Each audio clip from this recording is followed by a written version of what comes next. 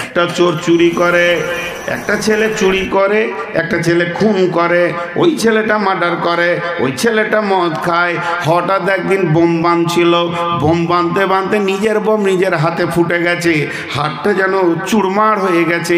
মা মাথায় মেরে মেরে কাঁদছে, ও বেটা সেলিম তুই ভালো হলি না বাবা, তোর জন্য আমার কলিজা চলে গেল বাবা রে, তোর হাতটা ক্ষত বিক্ষত হয়ে গেছে। চাপ চাচা দৌড় করে অ্যাম্বুলেন্স করে নিয়ে চলে গেল তাকে কৃষ্ণনগর। ডাক্তারের চিকিৎসা শুরু হয়ে গেল, বহরমপুরে চিকিৎসা চলছে। চলতে চলতে 1 মাস 2 মাস 3 মাস পার হয়ে গেল, হসপিটালে বেডে পড়ে আছে। হাতটাকে সুন্দর করে করে করে করে করে করে করে করে সেলাই করে করে ওই রকম হাত বানিয়ে দিয়েছে। এ ডাক্তার বলে দিয়েছে আপনাদের রুগীকে আগামী পরশু ছেড়ে দিব। মায়ের বুকটা ভরে গেল, ছেলে আমার সুস্থ হয়ে গেছে। মা দেখা করতে গেছে, দেখা করতে গিয়ে বলছে বাবা সেলিম তোর হাতটা দেখি। কাপড়ের ভিতর থেকে বের করে দেখছে অনেকগুলো সেলাই সুন্দর করে করে হাতের মতো বানিয়েছে। মা হাতটা দিয়ে বলছে বাবা আমাকে একবার ধর। টিপে ধরলো, ছাড় রে বাবা, তো ছেড়ে দিল। মা ফিক করে হেসে বলছে সুবহান আল্লাহ, আমার আল্লাহ আমার ছেলের হাত কত সুন্দর করে দিয়েছে। কিন্তু মায়ের চোখের পানি তখনও বন্ধ হচ্ছে না। ও বাপ সেলিম রে, ওই পথ থেকে তুই সরে আয়, ওই পথ থেকে সরে আয়। চুরি করিস না, ডাকাতি করিস না। তোকে কোন ডাক্তার দেখছে? তো দেখছে প্রেসক্রিপশনে লেখা আছে ডি ভট্টাচার্য দেখছে, হাসানুজ্জামান দেখছে, ডাক্তার রিজাউল করিম দেখছে। তো রাউন্ডে কখন আসবে? 11:40 আসবে। অপেক্ষায় করে আছে। যেই ডাক্তার রিজাউল করিম রাউন্ডে ঢুকেছে ছুটি লিখে দেবে, ওকে বের করে দেবে, যাও বাড়ি চলে যাও সুস্থ। এই ছুটি লেখার জন্য অপেক্ষায় দাঁড়িয়ে আছে সবাই। বুড়ি মাও দাঁড়িয়ে আছে, ডাক্তারকে দেখে জড়িয়ে ধরে নিয়েছে, যে বলছে ও বাপ ডাক্তার, আমার ছেলের হাতটাকে তুমি কত ওষুধ ট্যাবলেট আর ইঞ্জেকশন দিয়ে সেলাই দিয়ে ঠিক করেছো, তবে আর 2টা ইঞ্জেকশন লিখে দাও যেন চুরি না করে। আছে ট্যাবলেট দিবে, বেনামাজিকে 2খানা ট্যাবলেট দিয়ে দেবে, কাল থেকে 5 ওয়াক্ত নামাজ পড়বে। আছে ব্যবস্থা? নেই। কারণ এটা আত্মার রোগ, এটা দেহের রোগ নয়। একটা লোক চুরি করছে, তো পুলিশে নিয়ে যাওয়ার দেহতে মারছে, আর যে চুরি করাকে খুঁজিয়ে পেয়েছে না আত্মাটাকে, চিকিৎসা হবে কি করে? চুরি করছে একজন, মার খেয়েছে আর একজন, অবস্থা তো চলছে উল্টো। জি, তো এর নাম হলো আত্মা আর এর নাম হলো দেহ। আত্মা তৈরি হয়েছে মাটি থেকে, আত্মা ধ্বংস হবে মাটিতে। আত্মার খাবার আছে মাটিতে, আত্মার ওষুধ আছে মাটিতে। আত্মা তো আস্তাগফিরুল্লাহ, দেহ তৈরি হয়েছে মাটি থেকে, দেহ ধ্বংস হবে মাটিতে। দেহের খাবার আছে মাটিতে, দেহের ওষুধ আছে মাটিতে। দেহ তৈরি হয়েছে মাটি থেকে, দেহ ধ্বংস হবে মাটিতে। দেহের খাবার আছে মাটিতে, দেহ আপনার কিনা ওষুধ আছে মাটিতে। আত্মা এসেছে আল্লাহর কাছ থেকে, আত্মা ফিরে যাবে আল্লাহর কাছে। আত্মার ওষুধ আছে আল্লাহর জিকিরে, আত্মার খাবার আছে আল্লাহর জিকিরে। আত্মা এসেছে আল্লাহর কাছ থেকে, আত্মা ফিরে যাবে আল্লাহর কাছে। আত্মার খাবার আছে আল্লাহর জিকিরে, আত্মার ওষুধ আছে আল্লাহর জিকিরে। এখানে 2 in 1 আছে। একটা ছেলের মাথায় 1 কুইন্টালের চাউলের বস্তা চাপিয়ে দেন, করিমপুর থেকে মাথায় করে নিয়ে এসে আপনার গ্রামে নামিয়ে দেবে, গোপালীপাড়া মসজিদে নামিয়ে দেবে। আর সে বলবে মাওলানা আপনি যে দায়িত্বটা দিয়েছিলেন আমি পুরো করে নিলাম। আর চোখের সামনে 4 রাকাত ফরজ নামাজ হচ্ছে, কিন্তু পড়তে পারলো না। ওকে জানতে হবে ওর দেহ সুস্থ আছে কিন্তু আত্মা রোগী হয়ে গেছে। আর একটা লোককে 5 কেজি মাল দিলে বোয়াতে পারবে না, প্যারালাইসিসের রোগী। আজান শুনে ট্যাং টানতে টানতে এসে মসজিদের সাজদায় পড়ে গেল। জানতে হবে এর আত্মাটা সুস্থ আছে, দেহের রোগ হয়েছে। আজকে মানুষ আত্মার রোগে বেশি ভুগছে, দেহের রোগ কমে গেছে, আত্মার রোগে বেশি ভুগছে। আজকে মেয়েরা পর্দায় থাকছে না কেন? তাদের আত্মা রোগী হয়ে গেছে, দেহ সুস্থ আছে, আত্মা রোগী হয়ে গেছে। এই জন্য এদেরকে পর্দা ভালো লাগছে না, পর্দায় থাকতেও মন চাইছে না। জি, তাহলে দুনিয়াটা কত লম্বা, কত চওড়া। আল্লাহ বলছেন ফামা মাতাউল হায়াতিদ দুনিয়া ফিল আখিরাতি ইল্লা কালিল।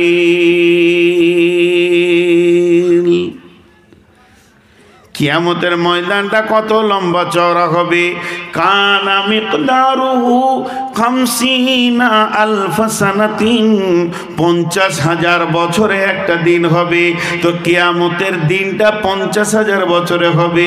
আর দুনিয়াটা আমরা কদিন পাচ্ছি? তাহলে ওই 50,000কে 24 দিয়ে ভাগ করেন, 2100 বছর প্লাস হবে। তার মানে তখন একটা ঘন্টা হবে। সেইটাকে যদি 60 দিয়ে ভাগ করেন তাহলে মিনিটে দাঁড়াবে। ওই 50,000 বছরকে প্রথমে আপনি 24 দিয়ে ভাগ করে আবার সেই ভাগফলকে 60 দিয়ে ভাগ করে দেবেন, তাহলে 34 বছর প্লাসে 2-3 সপ্তাহ দাঁড়াবে। তার মানে তবে একটা মিনিট হবে। তাহলে কিয়ামতের একটা মিনিট সমান পৃথিবীর 34 বছর। যদি কোনো মানুষ 70-80 বছর বাঁচে বা 100 বছর বাঁচে, তো কিয়ামতের তুলনায় মাত্র 2 থেকে 2.5 মিনিট দুনিয়াতে ছিল। জি, আমি জিজ্ঞেস করি অনেক জায়গায়, আপনাদের জানাজার নামাজ হয়? আপনাদের এলাকায় মানুষ মরলে জানাজার নামাজ হয়? তো জানাজার নামাজের আজান দেন? দেন না। কোন ধরনের কথা? লোক জমা হবে কি করে? আজান দেয় না? দেয়। মসজিদে আজান হলো মাগরিবের, আর আপনি ইমাম সাহেবকে বলছেন একটু আসি। আজানের শেষে আর ইমাম সাহেবের আল্লাহ আকবরের সময় কত থাকে?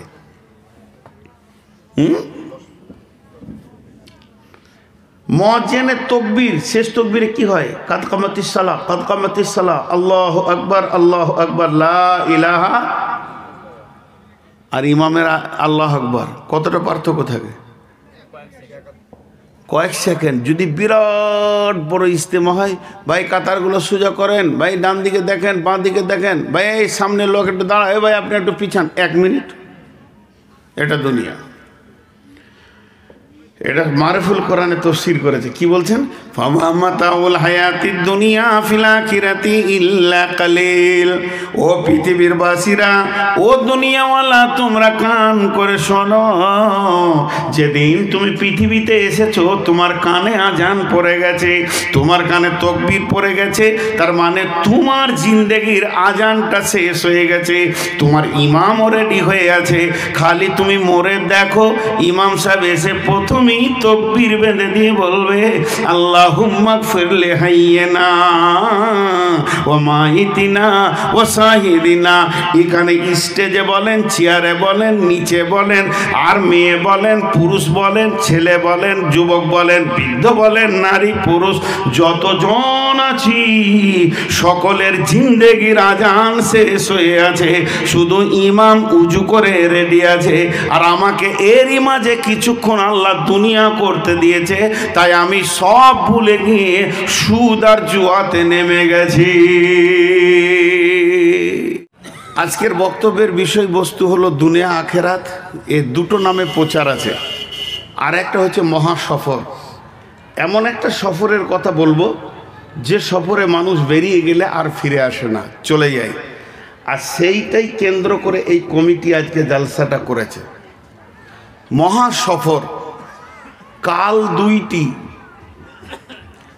আমাদের ভাষাগতভাবে সাহিত্যিকভাবে কাল তিনটি, অতীত, বর্তমান, ভবিষ্যৎ। কিন্তু শরীয়তের দৃষ্টিতে কাল হলো দুটি। কাল কয়টা বললাম? দুটি। মুখ খুলেন, কাল কয়টা বললাম? দুটি। একটা হলো এহকাল, আর একটা হলো পরকাল। একটা হলো এহকাল, আর একটা হলো পরকাল। আপনারা মুখ খুলবেন, খুব ভালো লাগবে। এহকালের 3টি স্তর।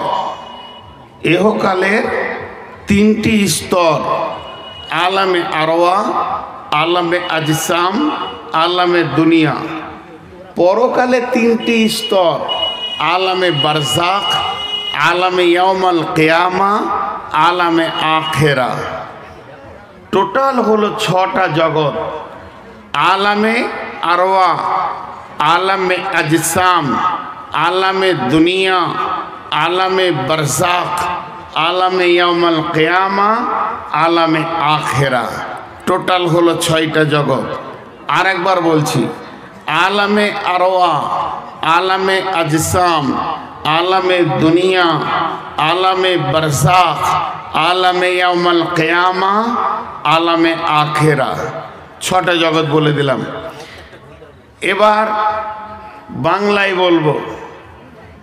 আরওয়া আত্মা, রূহ এর বহু বচন আরওয়া। আত্মা জগৎ, দ্বিতীয়টা হলো দেহ জগৎ, তৃতীয়টা হলো দুনিয়া জগৎ, চতুর্থটা হলো মরার পরের জগৎ কবর, পঞ্চম হলো কিয়ামত একটি জগৎ, 6 নম্বর হলো আখিরাত একটি জগৎ। এর 2টি ভাগ, জান্নাত কিংবা জাহান্নাম। শেষ, ক্লিয়ার হয়ে গেল। এই 6টি জগৎ নিয়ে আমি আপনাদের সামনে আজকে কথা বলবো, কিন্তু মেনলি বলবো দুনিয়া আর আখিরাতকে সামনে রেখে। আপনারা আমাকে মাত্র 10টা থেকে 15টা মিনিট টাইম দেবেন, তারপরে আমি নিজে বলবো, আপনারা উঠে চলে যান, সেটা আপনারা যা ভাববেন তা করবেন। আলামে আরওয়া আত্মা জগৎ, আলামে আজসাম দেহ জগৎ,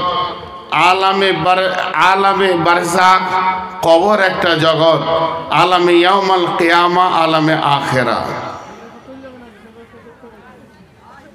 কি বলছো? কিছু হলো না না, মেয়েদের ওখানে মাইকে একটু প্রবলেম হচ্ছে, ডিস্টার্ব হচ্ছে। তো ডিস্টার্বটা আপনাকে সারতে হবে না, আপনি যে মাইক ম্যান।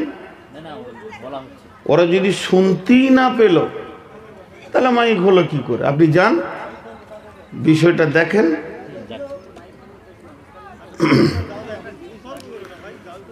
ভাইরা আমার, আলামে আরওয়া আত্মা জগৎ, এর আর একটা নাম দেয়া হয়েছে দারুল ইলম। এটা হলো পৃথিবীর সবথেকে বড় বিদ্যালয়। 2 নম্বর জগৎ আলামে আজসাম, মায়ের পেট, এটার একটা নাম দেওয়া হয়েছে গ্যারেজ, এখানে ফিটিং এর জায়গা। 3 নম্বর জগৎটার নাম আলামে দুনিয়া, এর আর একটা নাম দেওয়া হয়েছে দারুল আমাল, এটা হলো কি কাজের জায়গা।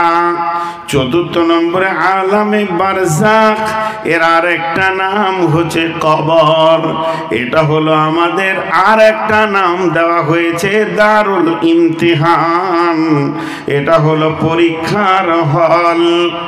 এর নম্বরে 5 নম্বর রয়ে যায়, 5 নম্বর জগৎটার নাম দেওয়া হয়েছে আলামে ইয়াউমাল কিয়ামা, এর আর একটা নাম হচ্ছে দারুল জাযাইল উলা, এখানে সার্টিফিকেট নেওয়ার দিন।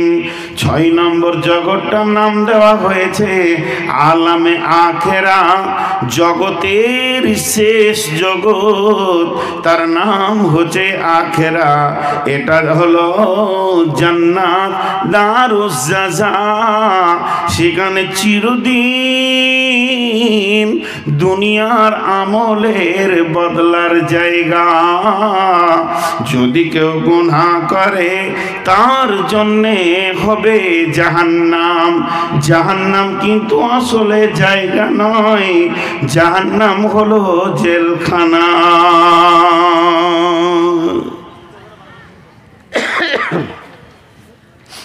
একটু ধ্যান দেন, খুব ভালো লাগবে। আয়াতগুলা একটা একটা উদাহরণ দিয়ে ফিটিং করব। আমার লাইফে যেটা প্রথম জীবনে বক্তা হিসেবে বক্তব্য রেখেছি, সেটা এইটা দ্বিতীয় বক্তব্য। প্রথম বক্তব্য কিয়ামতের আলামত। আল্লাহ আমাকে পৃথিবীতে এই বক্তব্যকে কেন্দ্র করে এত পরিচিতি করেছেন, তো আমি নিজে জানছি, এবং আল্লাহর কালাম পাক কি কি আসবে আপনারাও পরে বুঝতে পারবেন। চলেন আর একবার ফিরে যাই আলামে আরওয়া। এখানে কোনো আমল ছিল না। আত্মা জগতে নামাজ নাই, রোজা নাই, হজ নাই, জাকাত নাই, দান নাই, খয়রাত নাই, ও মা বোন, সেখানে নেকিও নাই গুনাহ নাই। আলামে আজসাম, মায়ের পেট একটি জগৎ। প্রত্যেকটি মানুষকে মায়ের পেটে কিছুদিন থেকে তারপরে পৃথিবীতে আসতে হয়।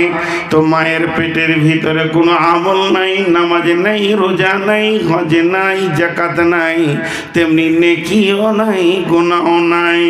এরপরে আলামে বারজাখ, কবর একটি জগৎ।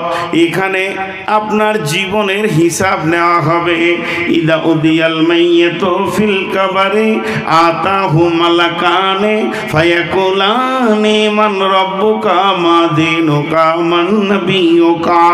সেটা হলো দারুল ইমতিহান। এখানে পরীক্ষা হবে, প্রশ্ন করা হবে। এখানে পরীক্ষার প্রশ্নে ইমতিহানে পাস করতে হবে। এরপরে যে জগৎটা আসবে ইয়াউমাল কিয়ামা, এখানে কবরে কোনো আমল ছিল না, নেকিও ছিল না, গুনাহও থাকবে না। তেমনি এরপরে উঠবে কিয়ামতের ময়দানে, সেখানেও কোনো আমল নাই, নেকি নাই, গুনাহও নাই। জান্নাত জাহান্নামে আমল নাই, নেকিও নাই, গুনাহও নাই। যত আমল এই করতে হবে, এটা করতে হবে না, এটা করো, ওইটা করো না, এটা জায়েজ, ওটা না জায়েজ, এটা অজীব, এটা সুন্নত, এটা ফরজ, এটা মুক্কাদা। মেয়েরা পর্দা করবে, মেয়েদেরকে পর্দায় থাকতে হবে, স্বামীর খিদমত করবে। পুরুষেরা সালাত আদায় করবে, মদ পান করবে না, জুয়া খেলবে না, সুদ খাবে না, তাস খেলবে না। এই যত রকম না আর হ্যাঁ এই পৃথিবীর বুকে। অতএব এই পৃথিবীটা এমন একটি জায়গা বন্ধুরে, এখানে যেমন আমলও আছে, নেকিও আছে, গুনাহও আছে। হয়ে গেল 6টা জগৎ। আরেকবার বলবো, একে 36 বার তাফসীর করা হয়। আরেকবার বলে আমি মেন আয়াতগুলোর দিকে এবার আগিয়ে যাব। আত্মা জগৎ একদিন শুরু হয়েছে, আত্মা জগৎ একদিন শেষ হয়ে যাবে। শেষ আত্মাটা পৃথিবীতে চলে আসবে, ওখানটা খালি হয়ে যাবে, গোডাউন আর থাকবে না। মায়ের পেট একদিন শুরু হয়েছে, একদিন ডেলিভারি দিয়ে মায়ের পেট ও জগৎ শেষ হয়ে যাবে। পৃথিবী একদিন শুরু হয়েছে একজনকে দিয়ে, আর যেদিন পৃথিবী ধ্বংস হয়ে যাবে, সুর ফুঁকে যাবে, এ পৃথিবীর ভবমেলারও শেষ আছে। এরপরে কবর একজনকে দিয়ে শুরু হয়েছে, একদিন ওইদাল কবুর বুসিরাত, কবর থেকে সকলকে তুলে নেওয়া হবে। পৃথিবী কবরের জগৎ শেষ হয়ে যাবে। মিন আইয়িশাইইন খালাকাহু মিন নুতফাতিন খালাকাহু ফাকাদ্দারা সুম্মা সাবিলা ইয়াসসারা সুম্মা আমাতাহু ফাআকবারা সুম্মা ইজা শাআ আনসারা। আল্লাহ তাবারাক ওয়া তাআলা বলছেন, কোন জিনিস থেকে তোমাদেরকে বানালাম? তোমাদেরকে বীর্য থেকে বানালাম, আসার রাস্তাটা আসান করে দিলাম মায়ের পেট থেকে। এই পর্যন্ত নয়, আবার পৃথিবীতে হায়াত দিলাম, আবার মত দিব, কবরে শায়িত করে দিব, হুঙ্কার মারব, কবরে থেকে তুলে কিয়ামতে করে দিব। কিয়ামত একদিন শুরু হবে, কিয়ামত একদিন শুরু হবে, আবার কিয়ামত একদিন শেষ হয়ে যাবে। আদালত গুটিয়ে যাবে, পুলসেরাত গুটিয়ে যাবে, সমস্ত দাঁড়ি পাল্লা গুটিয়ে যাবে। সেদিন রহমতের ছায়া আর থাকবে না, হাজে কাউসার বলে থাকবে না। শুরু হয়ে যাবে জান্নাত আর জাহান্নামের জিন্দেগি। জাহান্নাম জেলখানা, মুমিনরা জেলখানায় জেল খেটে জান্নাতে চলে আসবে। এরপরে যে জান্নাতে আর জাহান্নামে মানুষ থেকে যাবে। আর 7 নম্বরে কোনো জগৎ নাই, আবাদান আবাদান। আল্লাহ কোরআনে বারবার বলেছেন জান্নাতিন তাজরি মিন তাহতিহাল আনহারু খালিদিনা ফিহা আবাদা। আবাদা মানে চিরদিন সেখানে থাকবে, আর ফিরে আসা হবে না।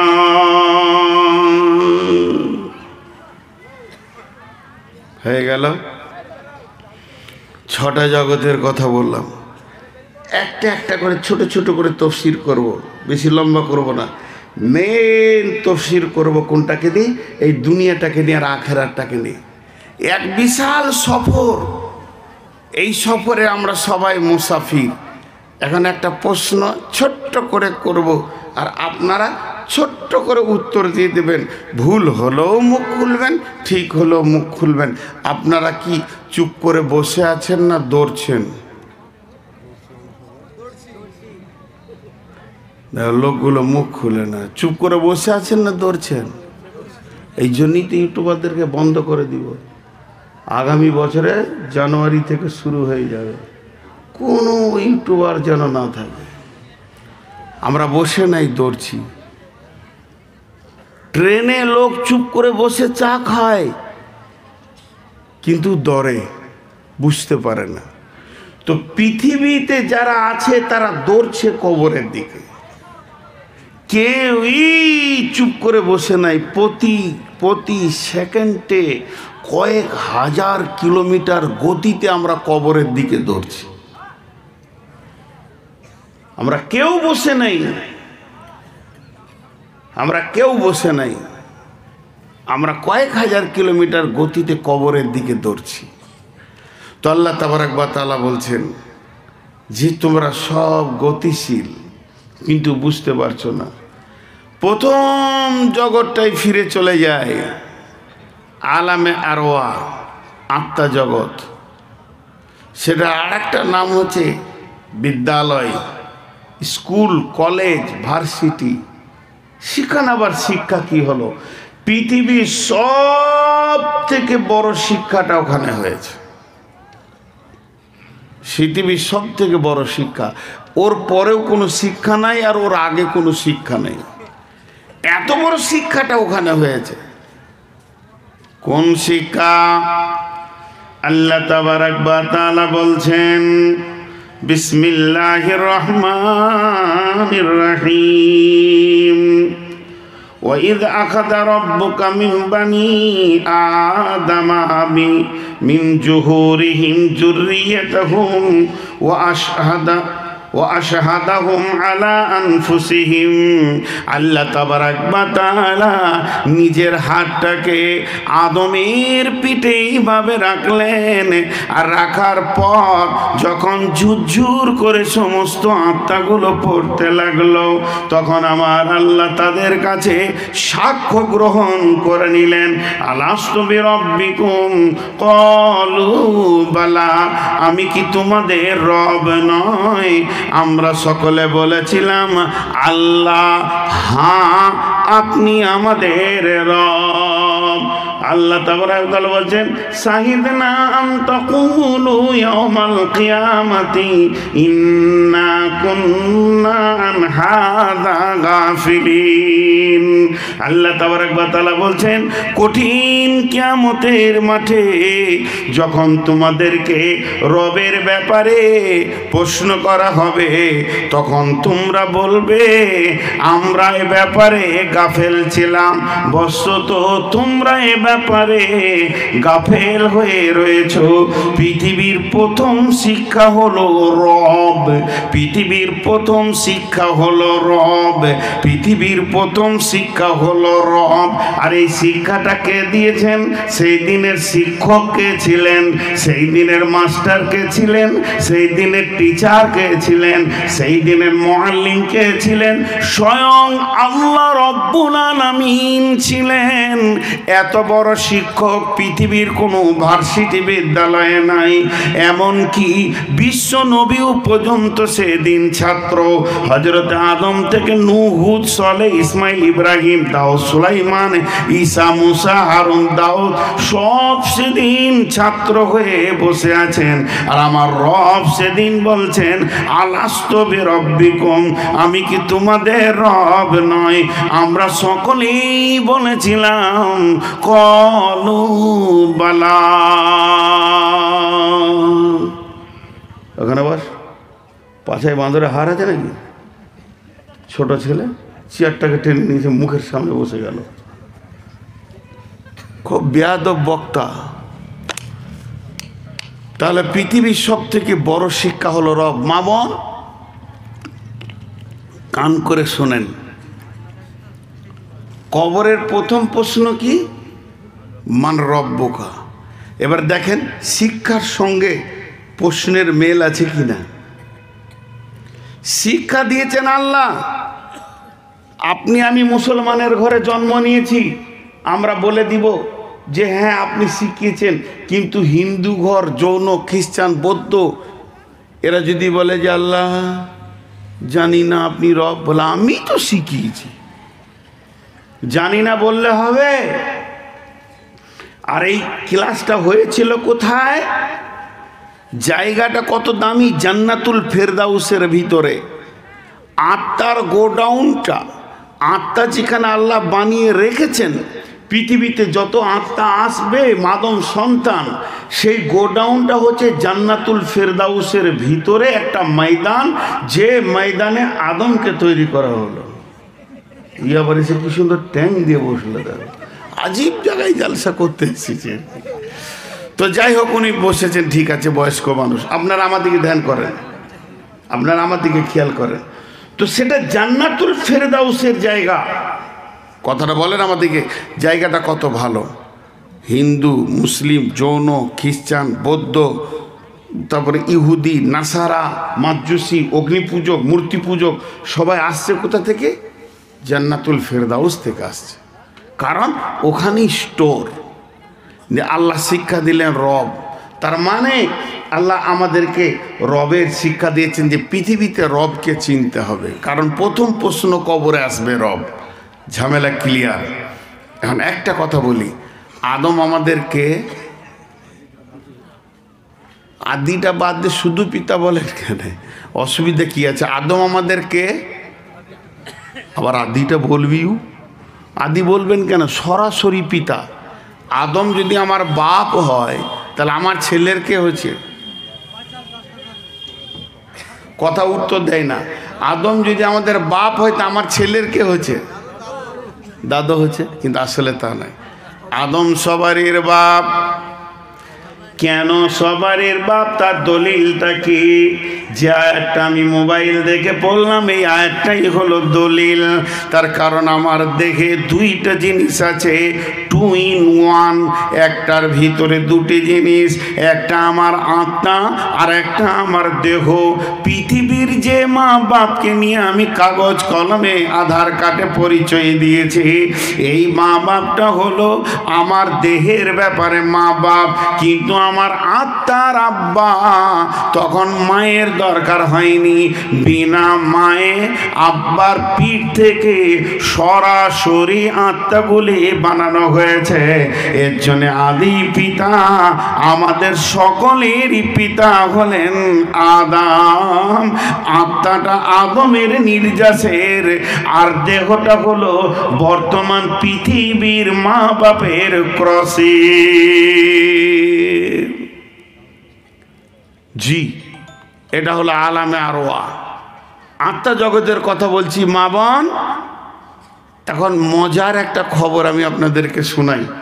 বক্তব্যের ভিতরে একটা জটিল সাইকোলজিস্ট দিচ্ছে, এটা ধ্যানের সঙ্গে নেবেন। মা আর বিবি, মা আর বিবি দুটোই মহিলা, কিন্তু সম্মানের দিক থেকে মা বড়। মাকে করানো যাবে না মায়ের কথাতে। জাহান্নাম তৈরি হয়ে আছে মা আব্বা কষ্ট পেলে, তো মা আর বিবি। কিন্তু বিবি কিন্তু আমার নিকট, সিরিয়ালে বিবি আগে, সিরিয়ালে বিবি আগে, মায়ের থেকে আগে। কেন? বড় বড় দার্শনিকেরা বলছেন যেটা তোমার বিবি ওইটা তোমার দেহের সাথে সম্পর্ক নয়, আত্মার সঙ্গে সম্পর্ক। মায়ের সাথে দেহের সম্পর্ক, আব্বার সঙ্গে দেহের সম্পর্ক, ভাই বোনের সঙ্গে দেহের সম্পর্ক, চাচার সঙ্গে দেহের সম্পর্ক, খালা খালা নানি নানা দাদি দাদার সঙ্গে দেহের সম্পর্ক। পৃথিবীতে যদি তোমার 100টা আত্মীয় হয় তার মধ্যে 99টা দেহের সঙ্গে সম্পর্ক। শুধু একটাই মানুষ পৃথিবীতে আছে যার সঙ্গে আত্মার সঙ্গে সম্পর্ক। আল্লাহ কোরআনে সূরা রুমের ভিতরে বলেছেন, ওমিন আয়াতিহি আন খালাকা লাকুম মিন আনফুসিকুম আজওয়াজা, আমি তৈরি করেছি তোমার আত্মা সম্পৃক্ত থেকে, আত্মা সম্পৃক্ত থেকে তৈরি করেছি কাকে? আজওয়াজা, তোমার বিবিকে। লিতাসকুনু ইলাইহা, তার কাছে গেলে তুমি শান্তি পাবে। লিতাসকুনু ইলাইহা ওয়া জাআলা মাওয়াদ্দাতা ওয়া রাহমা ইন্না ফি যালিকা লাআয়াতিন লিকাউমিন ইয়াতাফাক্কারুন। স্বামী স্ত্রী আত্মীয়টা কোথা তৈরি হয়েছিল? পৃথিবীতে না জান্নাতে? স্বামী স্ত্রী, জি, আদম আর হাওয়া কে ছিল? কথা বলে না? তারা কে ছিলেন? আর এই আত্মীয়তাটা কোথা তৈরি হলো? জান্নাতে। তো আজও স্বামী স্ত্রীর ভিতরে জান্নাতের সুখ আল্লাহ ভরে রেখেছেন।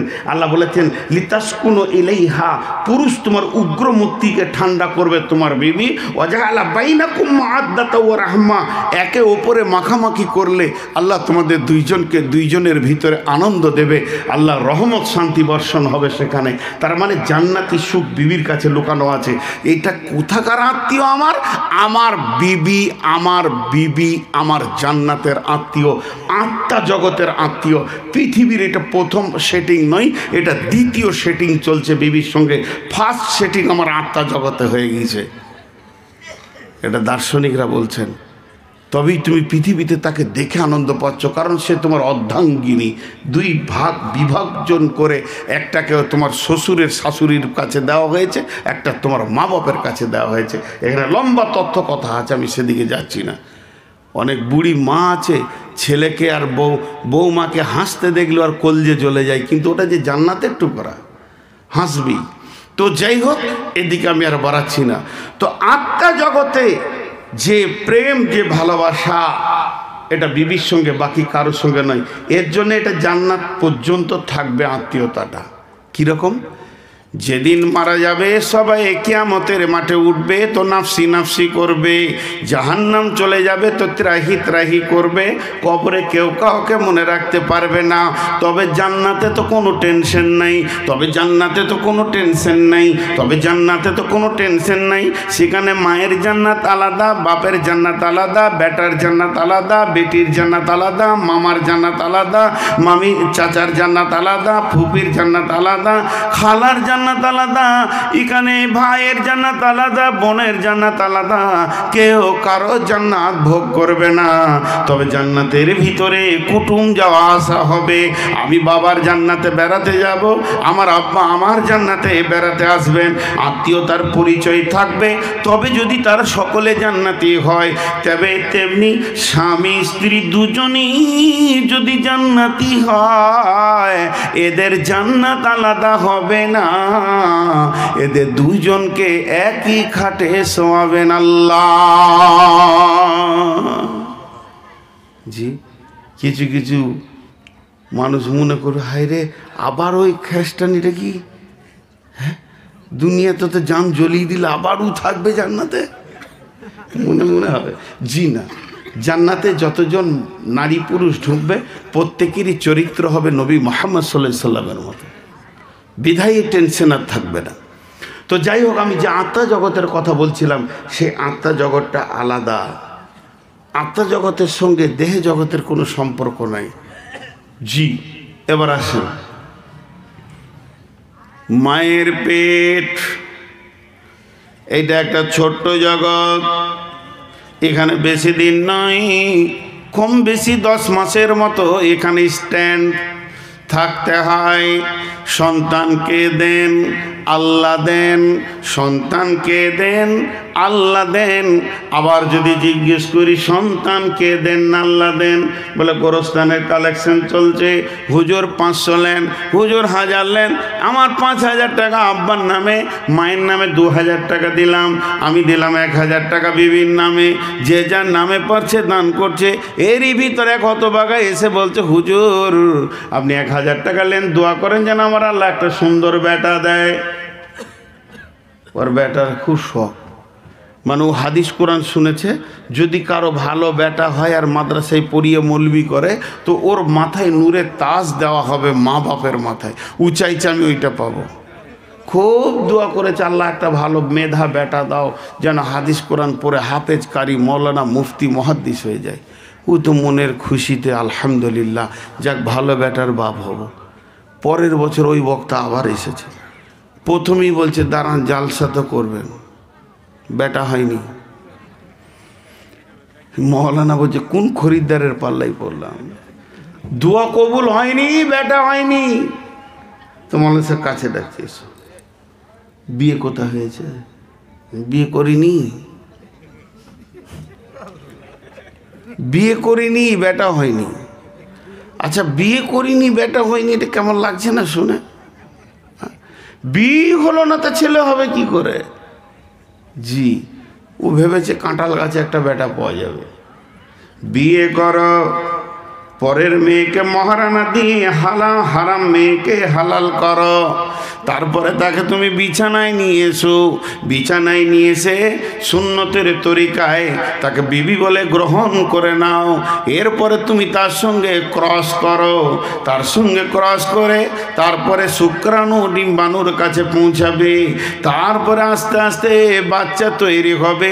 ওই বাচ্চাটা সুন্দর করে যখন পৃথিবীতে আসবে, কোরআনের হাফেজ হবে, মাওলানা হবে, মুফতি হবে। তাহলে বাচ্চা দেন কে? আল্লাহ যদি দিলে তো বিয়ে কেন করতে হলো? আল্লাহ যদি দিলে তো বিয়ে কেন করতে হলো? বাচ্চা দেন কে? আপনি আমি বলছি আল্লাহ, কিন্তু যুক্তি দেখাচ্ছে না। বাচ্চা হয় ডিম্বাণু শুক্রাণুর ক্রসে, আল্লাহ তো বাচ্চা দেয় না, স্বামী স্ত্রীর ক্রসে হয়। তাহলে বাচ্চার মালিক আল্লাহ নয়, বাচ্চার মালিক হলো মানুষের ভিতরে। জি না, বাচ্চা কে দেন? সকালে একবার মুখ খুলি, বাচ্চা কে দেন? আল্লাহ। এর প্রমাণটা নিয়ে এলেন। তাহলে স্বামী স্ত্রী ক্রস করে সম্পর্কটা কোথায় যায়? জি, স্বামী স্ত্রী ক্রস করে সম্পর্কটা কোথায় যায়? স্বামী স্ত্রী যখন ক্রস করে তো আল্লাহ বলছেন হাল আতা আলাল ইনসানি হিনুম মিনাদ দাহরি লাম ইয়াকুন শাইয়্যাম মাযকুরা ইন্না খালাকনাল ইনসানা মিন নুতফাতিন আমসাজিন নাবতালিহি ফাজআলনাহু সামিয়াম বাসীরা। আবার আল্লাহ বলছেন ওয়াস সামাই ওয়াত তারিক ওয়া মা আদরাকা মাত তারিক আন-নাজমুস সাকিব ইন কুল্লু নাফসিন লাম্মা আলাইহা হাফিজ ফালিয়ানজুরিল ইনসানু মিম্মা খুলিকা মাইন দাফিক ইয়াখরুজু মিন বাইনিস সুলবি ওয়াত তারাইব ইন্নাহু আলা রাজিহি লাকাদির। আল্লাহ বলছে আমি পুরুষের পিঠ থেকে আর নারীদের বুক থেকে আমি শুক্রাণুকে টেনে আনি। পুরুষের পিঠ থেকে শুক্রাণুকে টেনে আনি আর নারীদের বুকের ভিতর থেকে ডিম্বাণুকে আনি। তারপরে তাদের দুইজনকে কাছাকাছি করে দিই। মিন নুতফাতিন ইয়াসাইন খালাকা, কোন জিন থেকে তুমি তৈরি হয়েছো? মিন নুতফাতিন খালাকাহু ফাকাদ্দারা, আমি এর থেকে সুন্দর করে তোমাকে বানাই। আদিমে জামিন সুফরা ইলমে ও যে দুশ্মন বাড়ি খাচ্ছে লাগিরে দোস্ত।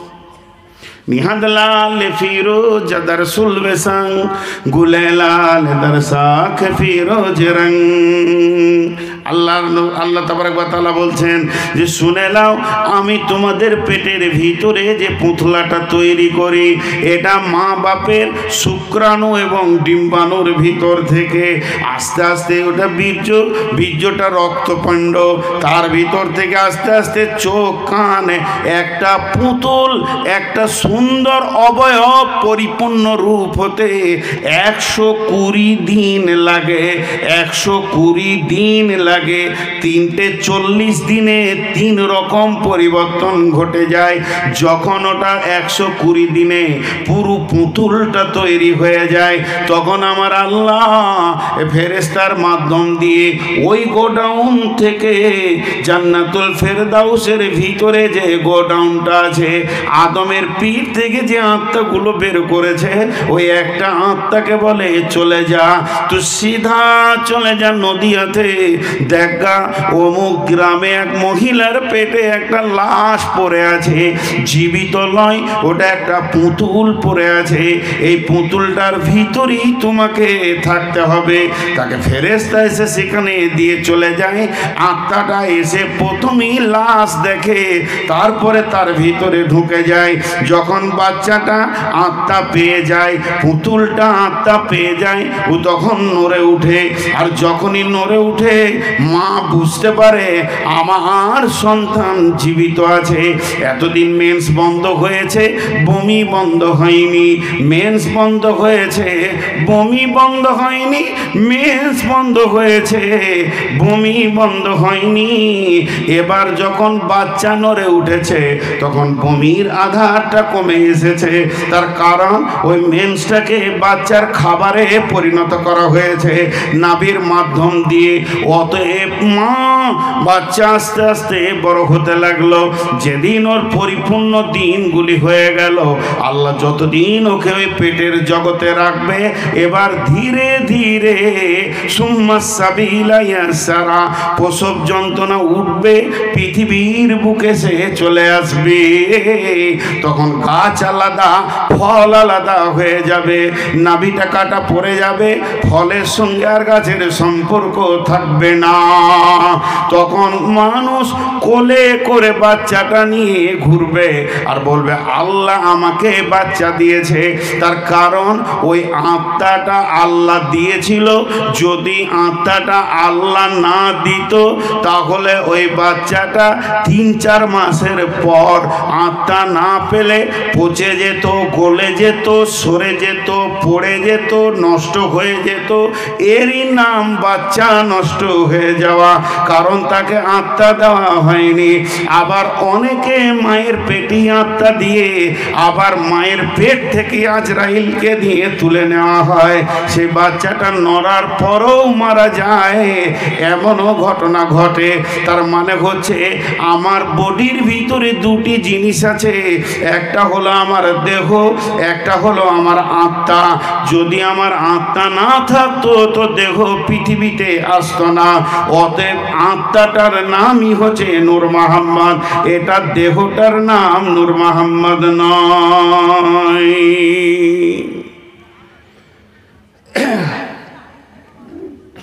চশমাটা নূর মোহাম্মদের, মোবাইলটা নূর মোহাম্মদের, এই মোবাইলটা নূর মোহাম্মদের, ব্যাসটা নূর মোহাম্মদের, কলমটা নূর মোহাম্মদের, এক জায়গায় করে দিলাম, এটার নাম নূর মোহাম্মদ হয়ে গেল। কথা বলে না? নূর মোহাম্মদ কেউ আছে যার এই মালগুলো, কথা বুঝতে পেরেছেন? আমাকে পিস করেন, পিস করে হাত পা ছিটিয়ে দেন, মানুষ খোঁজাখুঁজি করবে, দে বলবে এই দে নূর মোহাম্মদের মাথাটা পেয়েছি। তাহলে নূর মোহাম্মদের মাথা, তাহলে নূর মোহাম্মদটা অন্যজন। কথা ঠিক না ভুল? এক্ষুনি বন্যা হয়ে গেল, কিংবা বড় সাইক্লোন হয়ে গেল, 25-30টা লাশ পড়ে আছে, আমার লাশটা দেখলে কি বলবে? কার লাশ? নূর মোহাম্মদের লাশ। তাহলে আমি আর আমার দেহ আলাদা। এটা আপনারা আমার দেহকে দেখছেন, আমাকে দেখতে পাননি। তাহলে আত্মা কে দেন? আপনারা খুব শীতে মুখ খুলতে পারছেন না। আর এলাকায় জালসা 10টায় শেষ হয়, কিন্তু আমি ভ্যান ভ্যান করছি, এই জন্য আগে বলছেন না। আত্মা কে দেন? আল্লাহ। যেহেতু আত্মার মালিক যখন আল্লাহ, তো দেহর মালিক তো আল্লাহ, বিধায় আত্মা যখন আল্লাহ দিয়েছেন তো সন্তান কে দেন? আল্লাহ। তা মায়ের পেটটা হলো গ্যারেজ। চলেন এবার দুনিয়া নিয়ে বলবো। বিসমিল্লাহির রহমানির রহিম। ইয়া আইয়ুহাল্লাযীনা আমানু মা লাকুম ইযা ক্বিলা লাকুম ইনফিরু ফী সাবিলিল্লাহি ইসতাকালতুম ইলাল আরদি আরাদিতুম বিল হায়াতিদ দুনিয়া মিনাল আখিরা ফামা মাতাউল হায়াতিদ দুনিয়া ফিল আখিরাতি ইল্লা কালিল।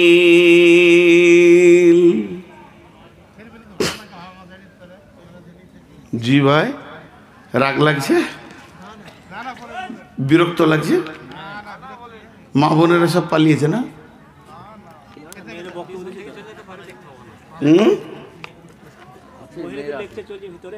ও, ওখানে আলাদা বক্তা আছে।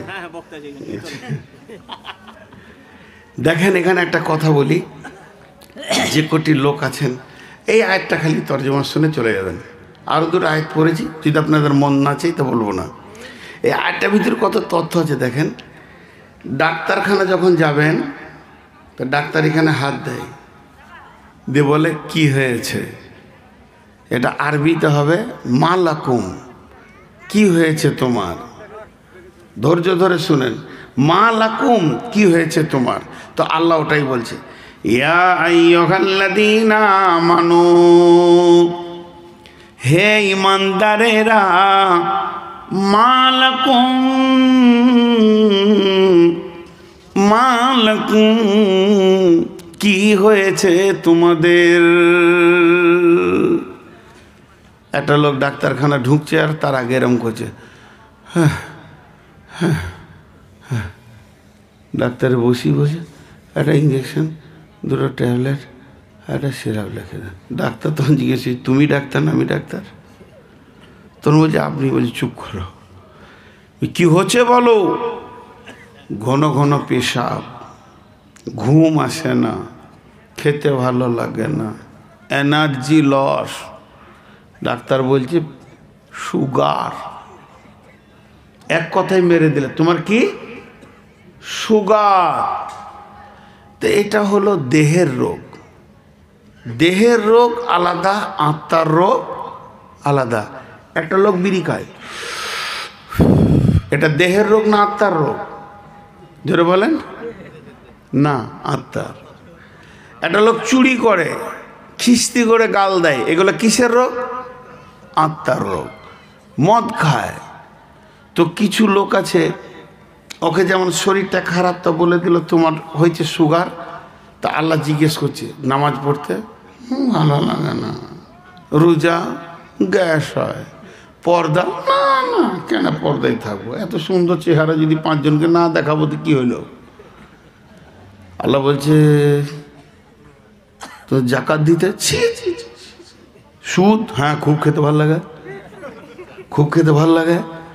আর নামাজের সময় তাস খেলতে, অসুবিধা নাই তাস খেলতে। ব্যভিচার বলেন, প্রতিদিন নিত্য নতুন চালিয়ে যাব। আল্লাহ বলছে কিসের রোগ দেখ, মা লাকুম। তাহলে ওর কি হলো?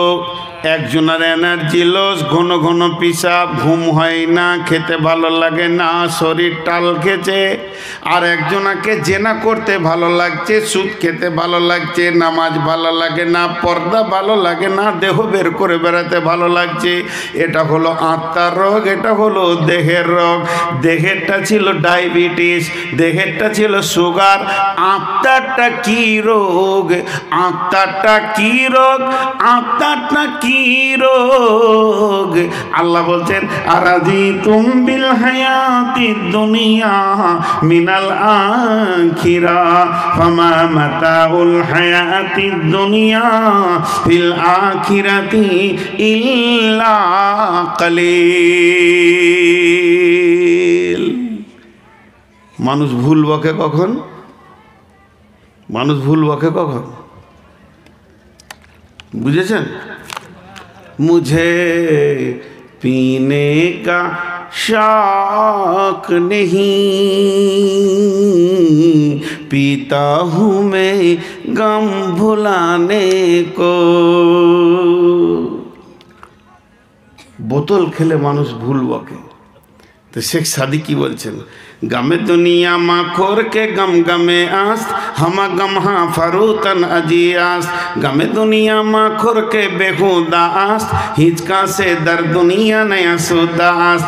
या इलाही बदे तू तौफीकम, रहबनुमा जुज़्वे जिया तहकीकम। শেখ সাদি বলছে পৃথিবীতে যতগুলি নিশা আছে এক জায়গায় জমা করে দাও। একটা লোককে যদি সন্ধ্যার সময় এক বোতল কেন 2 বোতল খাইয়ে দাও, ওর হুঁশ থাকবে না, কিন্তু ভোরবেলায় হুঁশ ফিরে পেয়ে যাবে। একটা লোক যদি ভোরবেলায় হেরোইন খায়, সন্ধ্যার সময় নিশা কেটে যাবে। পৃথিবীর বুকে যত নিশা আছে একবার সেবন করলে আর একবার কেটে যায়। কিন্তু এমন একটি নিশা আছে, ওই নিশাটা মাতালে খায়, চোরে খায়, লম্পটে খায়, দাগাবাজে খায়, সুদারুতে খায়, জুয়ারিতে খায়, মলবিতে খায়, মৌলানাতে খায়, মুফতি খায়, মুহাদ্দিস খায়, মাস্টার খায়, ডাক্তার খায়, ইঞ্জিনিয়ার খায়, পৃথিবীর সব মানুষ খায়। আর ওই নিশাটা এত কঠিন নিশা, ওটা কাটাবার কোনো সময় সীমা নাই। ওটা একমাত্র কাটাতে পারবে যে ফেরেশতা, ওরই নাম আজরাইল।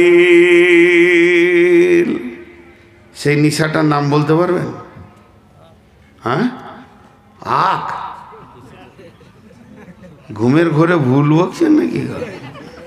হ্যাঁ, একজনের ট্রেনে শুয়েছিল, বলছে পুরি তরকারি বলছে দে তো 5 ডজন, প্যাট ভরে খেয়ে নিয়েছে। এসে বলছে পয়সা দাও, বলে কিসের পয়সা? তুমিই তো বললে সরকারি পুরি। কি বলছো? অত জোর চিল্লাইছে, নিজের বউকে ডাকতে গেলে অত জোর চিল্লাইতে হয়? কোন গাধারে রাতে বউ ডাকছে, আবার চিল্লাইছে। হ্যাঁ দেখো তো, আমি যে কথা আপনাদেরকে বলছি সেই নিশাটার নাম জানেন? আমিও খাই। আমি মাইকে বলছি, আমি নূর মোহাম্মদের নিশাটা খাই। থ্যাম্বেল যদি দেখতে পাই কালকে যে মদের বোতল মুখে লাগানো যায়, ইউটিউবার কাউকে ছাড়বো না। সে নিশাটা কি জানেন? খুব ভালো করে শুনেন। ওই নিশাটা সবাই খায়। একটা খালি স্বপ্নের কথা বলে দিলেই বুঝে নেবেন। একটা ছেলে, গুলজার অবস্থায় পড়েছিলাম, গুলসেতাতে পড়েছিলাম। একটা ছেলে তার শিক্ষককে এসে বলছেন, হুজুর আমি রাত্রিবেলায় একটা স্বপ্ন দেখলাম, স্বপ্নের মানেটা বুঝতে পারছি না, শুধু আপনার কাছে বুঝতে এসেছি, আপনি যদি একটু বুঝিয়ে দেন তো স্বপ্নটা বুঝতে পারবো। তো বলছে কি দেখেছো বাবা? বলে আমি একটা বস্তা ধরে দাঁড়িয়ে আছি, আর গোটা দেশের লোক, গ্রামের লোক, এলাকার লোক, পঞ্চায়েতের লোক, ব্লকের লোক, জেলার লোক সব যেন ঝুড়ি ঝুড়ি করে মাল আনছে, আর আমার ওই বস্তাটাই ভরে দিচ্ছে। হাজার হাজার যদি ঝুড়ি মাল চলে গেল, ডালি টুকরি মাল চলে গেল, বস্তা আমার ভর্তি হচ্ছে না। কিন্তু একজন মুরব্বী আসলো খালি হাতে, আর জমিন থেকে এমনি করে মাটি তুলে নিয়ে আমার বস্তাতে যখনই 3 মুষ্টি দিয়ে দিল, গোটা বস্তাটা চুর হয়ে গেল। আর তখন তার ওস্তাদ বলছে, বাবা রে তুমি যে স্বপ্নটা দেখেছো, সারা পৃথিবীর মাল যদি তোমাকে মালিক বানিয়ে দেওয়া হয়, তোমার মন ভরবে না, তোমার মনের আশা মিটবে না, যতদিন তোমার বুকে মাটি না চেপেছে। এ নিশার নাম হচ্ছে দুনিয়া। এ নিশাটার নাম কি? দুনিয়া। দুনিয়াতে যাকে কেটে দিবে, নিশা যে খেয়ে নেবে, সে আর হুঁশে ঠিক রাখতে পারবে না। সে আর সুদ, বাড়ি, জুয়া, বেইমানি, খালি টাকা হলেই হলো, ঝামেলা শেষ। দুনিয়ার নিশাতে মানুষকে বেশি পাগল করে মদের থেকেও। জি, দুনিয়ার নিশা মানুষকে বেশি পাগল করে। এক হাজি সাহেব ছোট মেয়েটার বিয়ে দেবে, ওই চলে আসবে পলাশি থেকে ছেলে বিয়ের জন্য, আর মাত্র 2 মাস আছে, চারিদিকে কাজে ব্যতিব্যস্ত লেগে গেছে।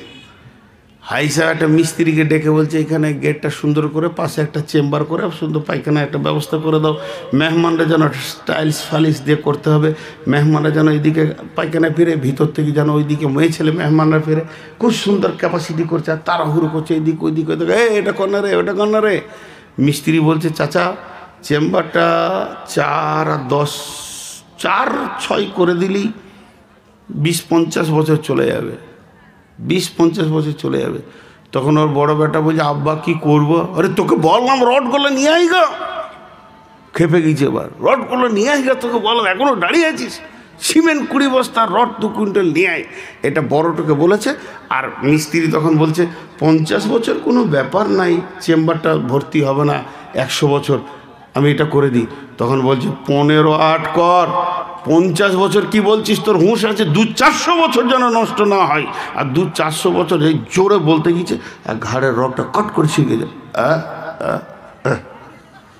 4 মিনিটও থাকলো না, হাঁকবে তো দূরের কথা। এর নাম দুনিয়ার নিশা, এর নাম দুনিয়ার নিশা। আল্লাহ বলছেন আরাজিতুম বিল হায়াতিদ দুনিয়া মিনাল আখিরাহ ফামা মাতাউল হায়াতিদ দুনিয়া ফিল আখিরাতি ইল্লা কালিল। দুনিয়া নামে সাপে যাকে ছবল মেরেছে আর ওই বিষে যারা আক্রান্ত হয়ে গেছে তাদেরকে কোনো আমল করতে ভালো লাগবে না, হাদিস কোরআন ভালো লাগবে না, মসজিদ ভালো লাগবে না, মাদ্রাসা ভালো লাগবে না, গোরস্থানের জালসা কি আর কোনো জালসা কি তাবলীগের জালসা ভালো লাগবে না, গান বাজনা আর লাফালাফি কুদাকুদি ভালো লাগবে। আপনারা আমার সঙ্গে একবার মুখ খুলবেন 1 মিনিট। বান্দরে কি করে? বান্দরামি। বান্দরে কি করে? সবাই বলেন বান্দরামি। শব্দটা বলেন, যেমন বলছি এরকম জোরে বলেন। বান্দরে কি করে? বান্দরামি। মাতালে কি করে? মাতলামি। মাতালে কি করে? মাতলামি। আর জানোয়ারে কি করে? জানোয়ারি। আজ 12টা থেকে শুরু হবে, জানোয়াররা জানোয়ারি করবে। জানোয়াররা নদীর ধারে কাটোয়া দিয়ে কত বক্স লাগিয়েছে, সব নিজে নিজে জায়গায় ঘেরেছে, রাত 12টাতে কুদুকুদি করবে, জানোয়াররা করবে জানোয়ারি। নৌকাতে পার হচ্ছি তো মনে হচ্ছে আজাবে পার হচ্ছি, দুদিক থেকে বক্সের এত চাপ। জি, জানোয়াররা জানোয়ারি করবে, সব ভালো লাগবে, সারা রাত লাফাবে, কিন্তু জালসাতে 2 ঘন্টা থাকতে ভালো লাগবে না। কারণ তাদেরকে এমন সাপে কেটেছে, তার নাম হলো দুনিয়া। আল্লাহ বলছেন একটা চোর চুরি করে, একটা ছেলে চুরি করে, একটা ছেলে খুন করে, ওই ছেলেটা মার্ডার করে, ওই ছেলেটা মদ খায়। হঠাৎ একদিন বোম বাঁধছিল, বোম বাঁধতে বাঁধতে নিজের বোম নিজের হাতে ফুটে গেছে, হাতটা যেন চুরমার হয়ে গেছে। মা মাথায় মেরে মেরে কাঁদছে, ও বেটা সেলিম তুই ভালো হলি না বাবা, তোর জন্য আমার কলিজা চলে গেল বাবা রে, তোর হাতটা ক্ষত বিক্ষত হয়ে গেছে। চাপ চাচা দৌড় করে অ্যাম্বুলেন্স করে নিয়ে চলে গেল, তাকে কৃষ্ণনগর ডাক্তারের চিকিৎসা শুরু হয়ে গেল। বহরমপুরের চিকিৎসা চলছে, চলতে চলতে 1 মাস 2 মাস 3 মাস পার হয়ে গেল, হসপিটালে বেডে পড়ে আছে। হাতটাকে সুন্দর করে করে করে করে করে করে করে করে সেলাই করে করে ওই রকম হাত বানিয়ে দিয়েছে। এ ডাক্তার বলে দিয়েছে আপনাদের রুগীকে আগামী পরশু ছেড়ে দিব। মায়ের বুকটা ভরে গেল, ছেলে আমার সুস্থ হয়ে গেছে। মা দেখা করতে গেছে, দেখা করতে গিয়ে বলছে বাবা সেলিম তোর হাতটা দেখি। কাপড়ের ভিতর থেকে বের করে দেখছে অনেকগুলো সেলাই সুন্দর করে করে হাতের মতো বানিয়েছে। মা হাতটা দিয়ে বলছে বাবা আমাকে একবার ধর। টিপে ধরলো, ছাড় রে বাবা, তো ছেড়ে দিল। মা ফিক করে হেসে বলছে সুবহানাল্লাহ, আমার আল্লাহ আমার ছেলের হাত কত সুন্দর করে দিয়েছে। কিন্তু মায়ের চোখের পানি তখনও বন্ধ হচ্ছে না। ও বাপ সেলিম রে, ওই পথ থেকে তুই সরে আয়, ওই পথ থেকে সরে আয়, চুরি করিস না, ডাকাতি করিস না। তোকে কোন ডাক্তার দেখছে, তো দেখছে প্রেসক্রিপশনে লেখা আছে ডি ভট্টাচার্য দেখছে, হাসানুজ্জামান দেখছে, ডাক্তার রিজাউল করিম দেখছে। তো রাউন্ডে কখন আসবে? 11:40 আসবে। অপেক্ষায় করে আছে। যেই ডাক্তার রিজাউল করিম রাউন্ডে ঢুকেছে ছুটি লিখে দেবে, ওকে বের করে দেবে, যাও বাড়ি চলে যাও সুস্থ। এই ছুটি লেখার জন্য অপেক্ষায় দাঁড়িয়ে আছে সবাই। বুড়ি মাও দাঁড়িয়ে আছে, ডাক্তারকে দেখে জড়িয়ে ধরে নিয়েছে, দিয়ে বলছে ও বাপ ডাক্তার, আমার ছেলের হাড়টাকে তুমি কত ওষুধ ট্যাবলেট আর ইঞ্জেকশন দিয়ে সেলাই দিয়ে ঠিক করেছো, তবে আর 2টা ইঞ্জেকশন লিখে দাও যেন চুরি না করে। আছে ট্যাবলেট দিবে, বেনামাজিকে 2খানা ট্যাবলেট দিয়ে দেবে, কাল থেকে 5 ওয়াক্ত নামাজ পড়বে, আছে ব্যবস্থা? নেই। কারণ এটা আত্মার রোগ, এটা দেহের রোগ নয়। একটা লোক চুরি করছে, তো পুলিশে নিয়ে যাওয়ার দেহতে মারছে, আর যে চুরি করাকে খুঁজিয়ে পেয়েছে না আত্মাটাকে, চিকিৎসা হবে কি করে? চুরি করছে একজন, মার খেয়েছে আর একজন, অবস্থা তো চলছে উল্টো। জি, তো এর নাম হলো আত্মা আর এর নাম হলো দেহ। আত্মা তৈরি হয়েছে মাটি থেকে, আত্মা ধ্বংস হবে মাটিতে। আত্মার খাবার আছে মাটিতে, আত্মার ওষুধ আছে মাটিতে। আত্মা তো আস্তাগফিরুল্লাহ, দেহ তৈরি হয়েছে মাটি থেকে, দেহ ধ্বংস হবে মাটিতে। দেহের খাবার আছে মাটিতে, দেহের ওষুধ আছে মাটিতে। দেহ তৈরি হয়েছে মাটি থেকে, দেহ ধ্বংস হবে মাটিতে। দেহের খাবার আছে মাটিতে, দেহ আপনার কিনা ওষুধ আছে মাটিতে। আত্মা এসেছে আল্লাহর কাছ থেকে, আত্মা ফিরে যাবে আল্লাহর কাছে। আত্মার ওষুধ আছে আল্লাহর জিকিরে, আত্মার খাবার আছে আল্লাহর জিকিরে। আত্মা এসেছে আল্লাহর কাছ থেকে, আত্মা ফিরে যাবে আল্লাহর কাছে। আত্মার খাবার আছে আল্লাহর জিকিরে, আত্মার ওষুধ আছে আল্লাহর জিকিরে। এখানে 2 in 1 আছে। একটা ছেলের মাথায় 1 কুইন্টালের চাউলের বস্তা চাপিয়ে দেন, করিমপুর থেকে মাথায় করে নিয়ে এসে আপনার গ্রামে নামিয়ে দেবে, গোপালীপাড়া মসজিদে নামিয়ে দেবে। আর সে বলবে মাওলানা আপনি যে দায়িত্বটা দিয়েছিলেন আমি পুরো করে নিলাম। আর চোখের সামনে 4 রাকাত ফরজ নামাজ হচ্ছে কিন্তু পড়তে পারল না। ওকে জানতে হবে ওর দেহ সুস্থ আছে কিন্তু আত্মা রোগী হয়ে গেছে। আর একটা লোককে 5 কেজি মাল দিলে বোয়াতে পারবে না, প্যারালাইসিসের রোগী। আজান শুনে ট্যাং টানতে টানতে এসে মসজিদের সাজদায় পড়ে গেল। জানতে হবে এর আত্মাটা সুস্থ আছে, দেহের রোগ হয়েছে। আজকে মানুষ আত্মার রোগে বেশি ভুগছে, দেহের রোগ কমে গেছে, আত্মার রোগে বেশি ভুগছে। আজকে মেয়েরা পর্দায় থাকছে না কেন? তাদের আত্মা রোগী হয়ে গেছে, দেহ সুস্থ আছে, আত্মা রোগী হয়ে গেছে। এই জন্য এদেরকে পর্দা ভালো লাগছে না, পর্দায় থাকতেও মন চাইছে না। জি, তাহলে দুনিয়াটা কত লম্বা, কত চওড়া। আল্লাহ বলছেন ফামা মাতাউল হায়াতিদ দুনিয়া ফিল আখিরাতি ইল্লা কালিল। কিয়ামতের ময়দানটা কত লম্বা চওড়া হবে। কানা মিকদারুহু 50 আলফ সানাতিন, 50,000 বছরে একটা দিন হবে। তো কিয়ামতের দিনটা 50,000 বছরে হবে। আর দুনিয়াটা আমরা কদিন পাচ্ছি? তাহলে ওই 50,000কে 24 দিয়ে ভাগ করেন, 2100 বছর প্লাস হবে। তার মানে তখন একটা ঘন্টা হবে। সেইটাকে যদি 60 দিয়ে ভাগ করেন তাহলে মিনিটে দাঁড়াবে। ওই 50,000 বছরকে প্রথমে আপনি 24 দিয়ে ভাগ করে আবার সেই ভাগ ফলকে 60 দিয়ে ভাগ করে দেবেন, তাহলে 34 বছর প্লাসে 2-3 সপ্তাহ দাঁড়াবে। তার মানে তবে একটা মিনিট হবে। তাহলে কিয়ামতের একটা মিনিট সমান পৃথিবীর 34 বছর। যদি কোনো মানুষ 70-80 বছর বাঁচে বা 100 বছর বাঁচে, তো কিয়ামতের তুলনায় মাত্র 2 থেকে 2.5 মিনিট দুনিয়াতে ছিল। জি, আমি জিজ্ঞেস করি অনেক জায়গায়, আপনাদের জানাজার নামাজ হয়? আপনাদের এলাকায় মানুষ মরলে জানাজার নামাজ হয়? তো জানাজার নামাজের আজান দেন? দেন না। কোন ধরনের কথা? লোক জমা হবে কি করে? আজান দেয় না? দেয়। মসজিদে আজান হলো মাগরিবের, আর আপনি ইমাম সাহেবকে বলছেন একটু আসি। আজানের শেষে আর ইমাম সাহেবের আল্লাহ আকবরের সময় কত থাকে?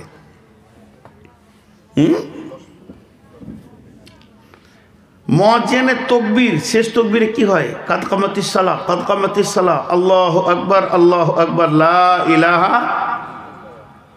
আর ইমামের আল্লাহু আকবার কতটা পার্থক্য থাকে? কয়েক সেকেন্ড। যদি বিরাট বড় ইজতেমা হয়, ভাই কাতারগুলো সোজা করেন, ভাই ডান দিকে দেখেন, বাঁ দিকে দেখেন, ভাই এই সামনে লোক একটু দাঁড়ায়, ভাই আপনি একটু পিছান, 1 মিনিট। এটা দুনিয়া। এটা মারফুল কোরআনে তাফসীর করেছে, কি বলছেন? ফামা মাতাউল হায়াতিদ দুনিয়া ফিল আখিরাতি ইল্লা কালিল। ও পৃথিবীর বাসীরা, ও দুনিয়াওয়ালা, তোমরা কান করে শোনো। যেদিন তুমি পৃথিবীতে এসেছো, তোমার কানে আজান পড়ে গেছে, তোমার কানে তাকবীর পড়ে গেছে, তার মানে তোমার জিন্দেগির আজানটা শেষ হয়ে গেছে। তোমার ইমামও রেডি হয়ে আছে, খালি তুমি মরে দেখো, ইমাম সাহেব এসে প্রথম তকবীর বেঁধে দিয়ে বলবে আল্লাহুম্মা গফির লি হাইয়িনা ওয়া মাইতিনা ওয়া শাহিদিনা। এখানে স্টেজে বলেন, চেয়ারে বলেন, নিচে বলেন, আর মেয়ে বলেন, পুরুষ বলেন, ছেলে বলেন, যুবক বলেন, বৃদ্ধ বলেন, নারী পুরুষ যতজন আছি সকলের জিন্দেগির আজান শেষ হয়ে আছে। শুধু ইমাম উজু করে রেডি আছে, আর আমাকে এরই মাঝে কিছুক্ষণ আল্লাহ দুনিয়া করতে দিয়েছে, তাই আমি সব ভুলে গিয়ে সুদ আর জুয়াতে নেমে গেছি। এর নাম দুনিয়া। শেখ সাদির কথা, এটা তো তফসির। শেখ সাদি কথা কি বলছেন? जहाँ आए बेरादार नोमानत बकर दिलंदार जहाँ फरी बंदबास मकुंता के एबार उम्र के दुनिया पोस्ट के बेसियार कासे चतु परवरदा कोस्ट चुहंगे रफ्तान को न जाने पाक चेबर ताकते मुर्दाने चेबर रुए खा। শেখ সাদির কথাটা কত মজা। রাস্তায় একটা সুন্দরী যুবতী পেরিয়ে যাচ্ছে, আর আমিও সুন্দর যুবক, যদি লাফিয়ে কবাডি খেলার মতো ধরে নিই, জি ভাই, যুবতীকে যদি আপনি লাফিয়ে ধরেলেন, একটা সুন্দরীকে, দরকার আপনারও আছে তারও আছে, কিন্তু কি পাবেন? লাত জুতা পাবেন কি পাবেন না? আর এত বড় লোক হ্যাঁ না বলে না, শুধু লাত মারবে না, ওর বাপ মারবে, ওর ভাইরা আরো বেশি করে পিটে মরে যাবে।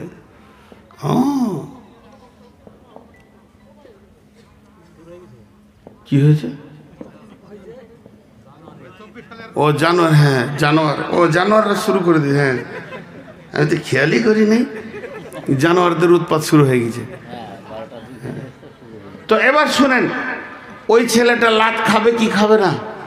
লাভ দিতে হলে জি, হ্যাঁ, ওই যে আমার ভাই জানিলে তোমাকে দিবে রে জেলে, মাঝি তুমি দেশে যাও চলিয়া। আর বাকিটা বলবো না। জি, আমার কাঁখের কলসি জলে গিয়াছে ভাসি, মাঝি রে তোর ঢেউকা লাগিয়া।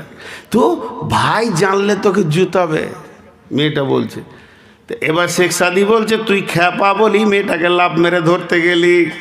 যদি তুই চালাক হস, ওই মেয়েটার গার্জেন আছে, বাপ আছে, বাপ মরে গেছে, তো ভাই আছে, ওর যে গার্জেন আছে, চালাক হলে তাকেই লাভ মেরে বুকের ওপরে চেপেলে তোকে কেউ মারবে না, জুতাবে না, তার গালে চুমা দে, তার অন্তরটাকে তুই আপন করে লে। ওর বাপ যদি তোকে ভালো মনে করে লেয়, আর তুই যদি ওর বাপের হৃদয়টা কেড়ে নিতে পারিস, ওই মেয়েটি তোর কম্বলের তলে থাকবে।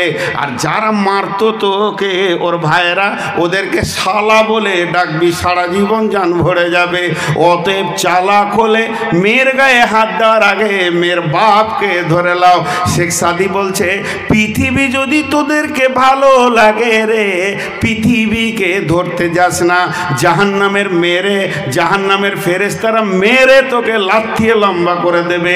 যদি পৃথিবী ভালো লাগে তো আল্লাহকে জড়িয়ে ধর, পৃথিবীটা তোর পায়ের কোত্তা বানিয়ে দেবে। সেই সাথে ওই ফেরেশতারা জান্নাতে জামাইয়ের মতো পৌঁছে দেবে। পৃথিবীকে লাভ মেরে ধরতে যাস না, আজ পর্যন্ত কেউ ধরতে পারেনি। সূর্য ধরা সম্ভব কিন্তু ছায়া ধরা সম্ভব নয়, তারপরেও কাছে আছে। সূর্য ধরা সম্ভব রকেট নিয়ে, কিন্তু ছায়া ধরা কিন্তু আছে কে কাছে? ছায়া। বলছে পৃথিবী ছায়ার মতো, তুই এক লাফ মারবি তো আর এক লাফ মারবে, পাগল হয়ে যাবে। একে আজ পর্যন্ত পৃথিবীর ইতিহাসে আজকে একটা দাগ টেনে দে, মানে 1 জানুয়ারি ঢুকে গেল তো 23 সাল যে চলে গেল 2 মিনিট আগে, তো এখান থেকে দাগ মেরে দিয়ে প্রথম থেকে আজ পর্যন্ত 23 সাল পর্যন্ত কেউ পৃথিবী কিনে শান্তি পায়নি, তুইও পাবি না। এটা শেখ সাদি বলল। চলেন আরেকজন কি বলছেন, চুয়াহাঙ্গের আফতান কোনা জানে পাক, চেবার তাকতে মুরদানে চেবার রুয়ে খাক। মা আমার সকালবেলায় কে সাবান নিয়ে বসলো, খালি কুচলাইতে লেগেছে,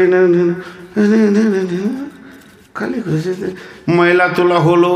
তারপরে সুন্দর বডি লেশনের পর চলে এলো কি, বডি অয়েল উঠেছে না, বডি অয়েল শেষ হয়ে গেল। তারপরে আয়রন করে জামা ফুল প্যান্ট পরে নিল, এরপরে এদিকে সেন্ট এদিকে সেন্ট, তারপরে এখানে সেন্ট, তারপরে আতর, দাড়িতে আতর, কানে আতর, গোটা শরীরকে স্পেশাল করে বানিয়ে নিল। শেখ সাদি বলছে চুহাঙ্গের আফতান কোনা জানে পাক, চেবার তাকতে মুরদানে চেবার রইয়ে খাক। এতক্ষণ মাল আর বডির ওপরে মেহনত করলি, আত্মার ওপরে করলি না। আত্মার যদি আজরাইল টেনে নেয় তোর দেহটা কাঁঠাল পচা হবে রে, বিবি আর ঠোঁটে ঠোঁট লাগাবে না। এর নাম দুনিয়া। বলছে ভুল বললাম নাকি? ও তাই বলে, আমি বুড়ে গেছি তো কম শুনছি, এখন খালি উল্টে শুনছি, তাই হবে কি হবে না। দেখেন শেখ সাদির কথা গেল, এবার চলেন আর একটা মুফাসসিরের কথা বলবো, দেখ কবি নজরুলের কথা বলবো। একটা মুফাসসির বলছে এটা একটা গাছ, গাছে একটা ডাল। মা বোনেরা আবার জানুয়ারি শুরু করলে নাকি? আছে।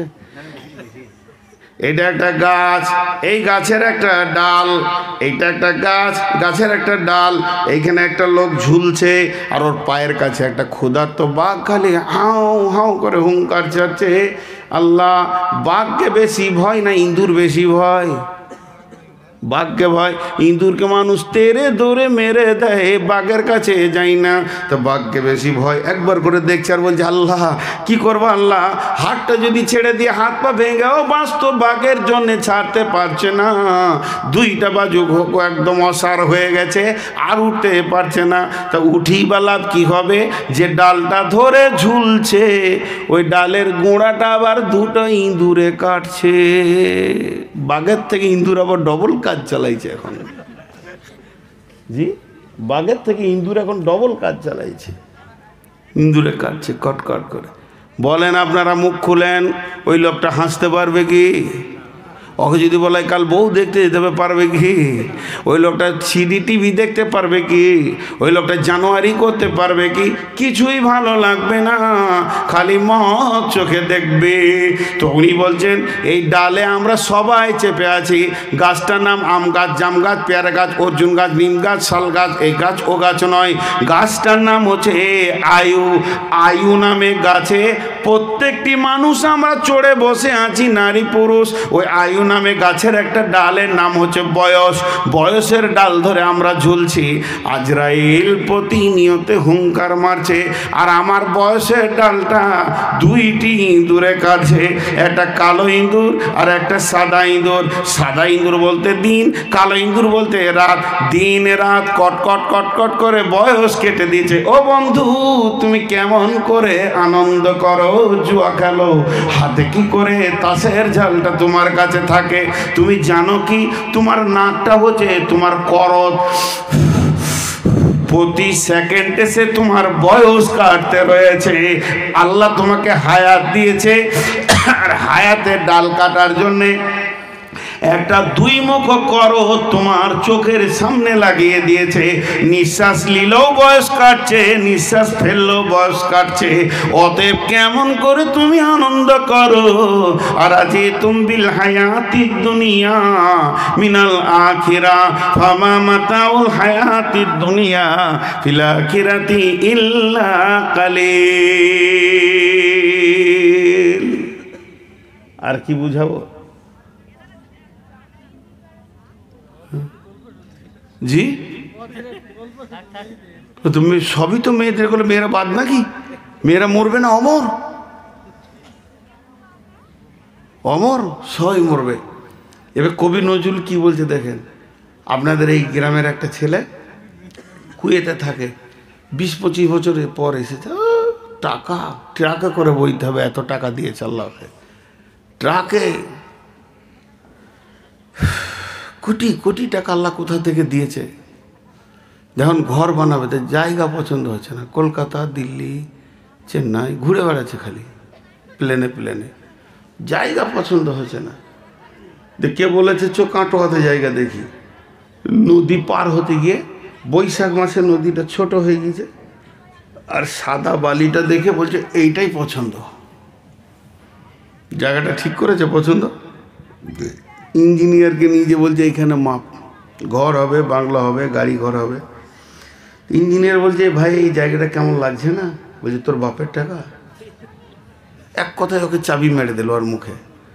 ওর প্রাইমারি স্কুল পার হয়ে স্কুলের মাস্টার পেরিয়ে যাচ্ছিল, কি সেলিম কখন এলে বাবা? বলে 1 মাস হলো স্যার আসা। এখানে কি করছো? বলে বাড়ি বানাবো। এই তো নদীর মাঝে। স্যার যান, আপনার বাপের টাকা লাগে।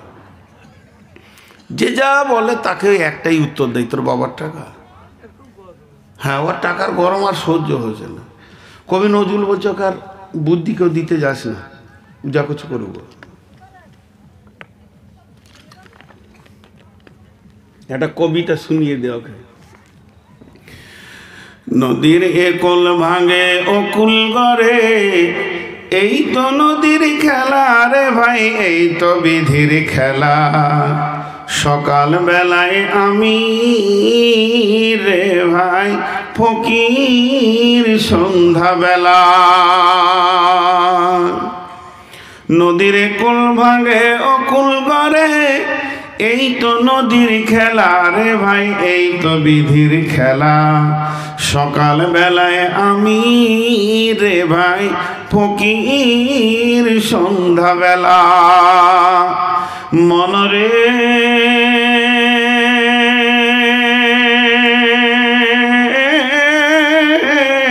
সেই নদীর মাঝে কোন ভরসায়, সেই নদীর মাঝে, সেই নদীর মাঝে কোন ভরসায় বাঁধলি বাঁচা সুখের আশায়।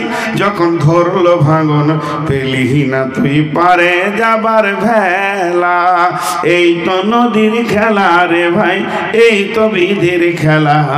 সকালবেলায় আমি রে ভাই ফকির, সন্ধ্যাবেলা দেহ ভেঙে হয় গে মাটি,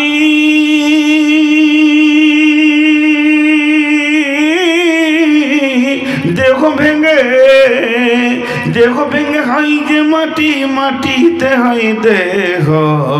যে কুমারে গড়ল দেহ তার খোঁজ লিলি না কেহ। রাতে রাজা সাজে নাট মহলে, দিনে ভিক্ষা মেঘে পথে চলে। শেষে গোরস্থানে গিয়া দেখি সবই মাটির ঢেলা, এই তো নদীর খেলা রে ভাই, এই তো বিধির খেলা। সকালবেলায় আমি রে ভাই ফকির, সন্ধ্যাবেলা কখন তুমি হও উদাসী, শান সারো বেশে আবার দেখে হও কয়েদি লইয়া কাফন ভেসে। ভাঙা গড়ার পৃথিবীতে আসা যাওয়ার খেলা রে ভাই, জোয়ার ভাটার খেলা, এই তো নদীর খেলা রে ভাই, এই তো বিধির খেলা। সকালবেলায় আমি রে ভাই ফকির, সন্ধ্যাবেলা বুঝাতে পারলাম? একবার হ্যাঁ না বলেন। আজ খুব কষ্ট পেয়েছি। মাইকম্যান রেগে যাবে আর আমার উপরে লাঠি। বেশ কিছু মাইকম্যান আছে আমাকে খুঁজে বেড়াচ্ছে, খালি একা পেলেই মেরে শেষ করে দেবে। এ মাইকগুলো জালসার মাইক নয়। মাইক ছিল 4 দিন আগে, মাইক ছাড়তে মন ছিল না। আমরা মাইক খাই তো, এটা আমাদের খাবার। কি বললাম? তাহলে আলামে আরওয়া আত্মা জগৎ থেকে ধীরে ধীরে মায়ের পেটে এলাম। মায়ের পেটে আমি কি পেলাম? দেহটা পেয়ে গেলাম। এই দেহ নিয়ে আমি দুনিয়া করতে শুরু করলাম। আল্লাহ তাবারাক ওয়া তাআলা বলছেন, খবরদার, আমি দুনিয়া করার জন্য তোমাকে যে যে লিস্ট দিয়েছি সেই কাজগুলো তুমি ঠিক ঠিক ঠিক ঠিক করে আমার কাছে ফিরে আসবে। ইন্না ইলাইনা ইয়াবাহুম সুম্মা ইন্না আলাইনা হিসাবাহুম। খবরদার, আমার কথার বাইরে এক পা ফেলবে না। ভাইরা আমার, আপনার মসজিদে আমি ইমাম, একটা ছেলেকে ডাকলাম, বাবা রফিকুল শোনো, তোমাকে 500 টাকা দিলাম, 5000 টাকা দিলাম, একটা গাড়ি আছে অমুক হাজির বাড়িতে, আব্দুল সালামের বাড়িতে, গাড়িটা নিয়ে নাও, হুন্ডা গাড়ি আছে, ওই গাড়িটা নিয়ে তুমি সোজা চলে যাও। কোথায়? করিমপুরে চলে যাও। এই মালগুলোকে তুমি কিনে নেবে, ব্যাগে ভরে নিয়ে মাল নিয়ে চলে আসবে। আসার সময় তুমি গাড়িটা রেখে দেবে আবুল কালামের ঘরে, যাওয়ার সময় আব্দুল সালামের কাছে নেবে, আসার সময় আবুল কালামের ঘরে রেখে দেবে। তারপরে তুমি মাল আর টাকার সময় সব কিছু হিসাব আমাকে বুঝিয়ে দেবে। ছেলেটা বলল, জি ঠিক আছে, কিন্তু বন্ধুরে বাজারে নিয়ে এসে ভুলে গেছে যে আমার ওস্তাদ আমাকে পাঠিয়েছে। আমাদের অবস্থা তাই। আল্লাহ তাবারাক ওয়া তাআলা তাকে বলছে, যা তোর মায়ের পেটে দেখ একটা গাড়ি আছে, ওই গাড়িটার নাম হলো দেহ, ওর ভিতরে তুই ঢুকে যাবি, তারপরে তুই পৃথিবী করবে। ওটা নিয়ে স্কুল কলেজ ব্যবসা বাণিজ্য, ওটাকে নিয়ে খালার বাড়ি, মামার বাড়ি, দাদার বাড়ি, চাচার বাড়ি ঘুরবে।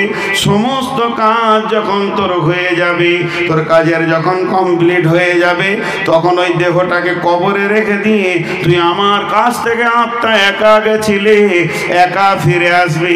তোকে আমি কোরআনের লিস্ট দিয়েছি কোন কোন জিনিস দুনিয়া থেকে নিয়ে আসবে, এগুলো আমি বুঝে নিব, আমি হিসাব বুঝে নিব, এবং আমার কাছে ফিরে আসতেই হবে, হিসাব দিতে হবে।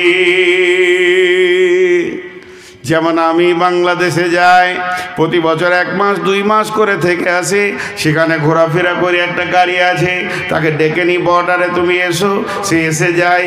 ওই গাড়িটা নিয়ে গোটা বাংলাদেশে ঘোরাফেরা আমার কাজ সমস্তকে শেষ করে দিয়ে, যেদিন আমি আসি ওই দেশের গাড়ি ওই দেশে রেখে দিয়ে, যেমনি আমি একা গেছিলাম একা ফিরে আসি। আত্মার দেহের খেলটা ওই রকম বন্ধুরে। আত্মা আসে আল্লাহর কাছ থেকে, দেহ আল্লাহর কাছ থেকে আসে না। দেহকে দুনিয়াতে আপনার কিনা মায়ের পেটে গ্রহণ করে নাই, একসঙ্গে দুনিয়ায় চলে আসে, দেহকে নিয়ে গোটা দুনিয়াকে অনুভব করে নেবে। কিন্তু আল্লাহ যা বলেছে ভববাজারে নিতে, ওগুলো যদি নিল তো ভালো, না নিল না নিল, যেদিন মরে যাবে দেহ মাটিতে থেকে যাবে, আল্লাহর কাছে আত্মা ফিরে যাবে, তাকে জিন্দেগির হিসাব দিতে হবে। আল্লাহ তাবারাক ওয়া তাআলা বলছেন, তোরা যখনই কি হচ্ছে তোদের, তোরা দুনিয়া নামে জগতে যখনই পৌঁছে গেছিস, তখন রবের কথা তোরা ভুলে গেছিস, তোরা এত আত্মহারা হয়ে গেছিস। তোদের রব যে তোদেরকে পাঠিয়েছে কোনো কাজ দিয়ে, এটা তোদের মাথাতেই আর থাকছে না।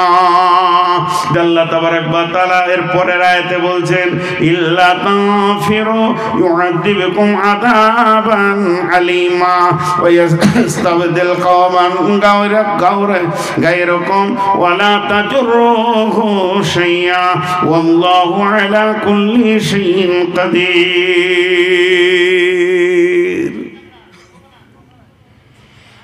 একটা আয়াত বললাম, আবার 3খানা আয়াত পড়েছি, আর একটা আয়াত পড়লাম, একটা উদাহরণ দিব, গোটা আয়াতটা ঢুকে যাবে, বেশি আপনাদেরকে ভেজালে নিয়ে যাব না। 3 মিনিট আয়াতটা শেষ করে দিব। মেন ভেজাল ছিল এই দুনিয়ার বিষয়টা।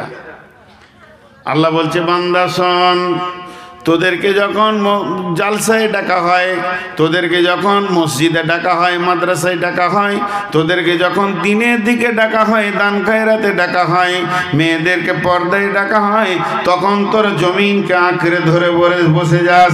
তাহলে শুনেলে এতই যদি জমিনের পৃথিবীর প্রেমে পড়ে যাস আর আখিরাতকে ভুলে যাস, ইল্লা তানফিরু ইউআযিবকুম আযাবান আলীমা, তোরা যদি আল্লাহর রাস্তায় না বের হস, আল্লাহর ডাকে যদি সাড়া না দিস, আল্লাহ যে যেমন করে চলতে বলেছে ওরকম যদি না চলিস, তাহলে শুনেলে ইউআযিবকুম আযাবান আলীমা, আল্লাহ তোদের উপরে কঠিন আযাব পাঠাবে।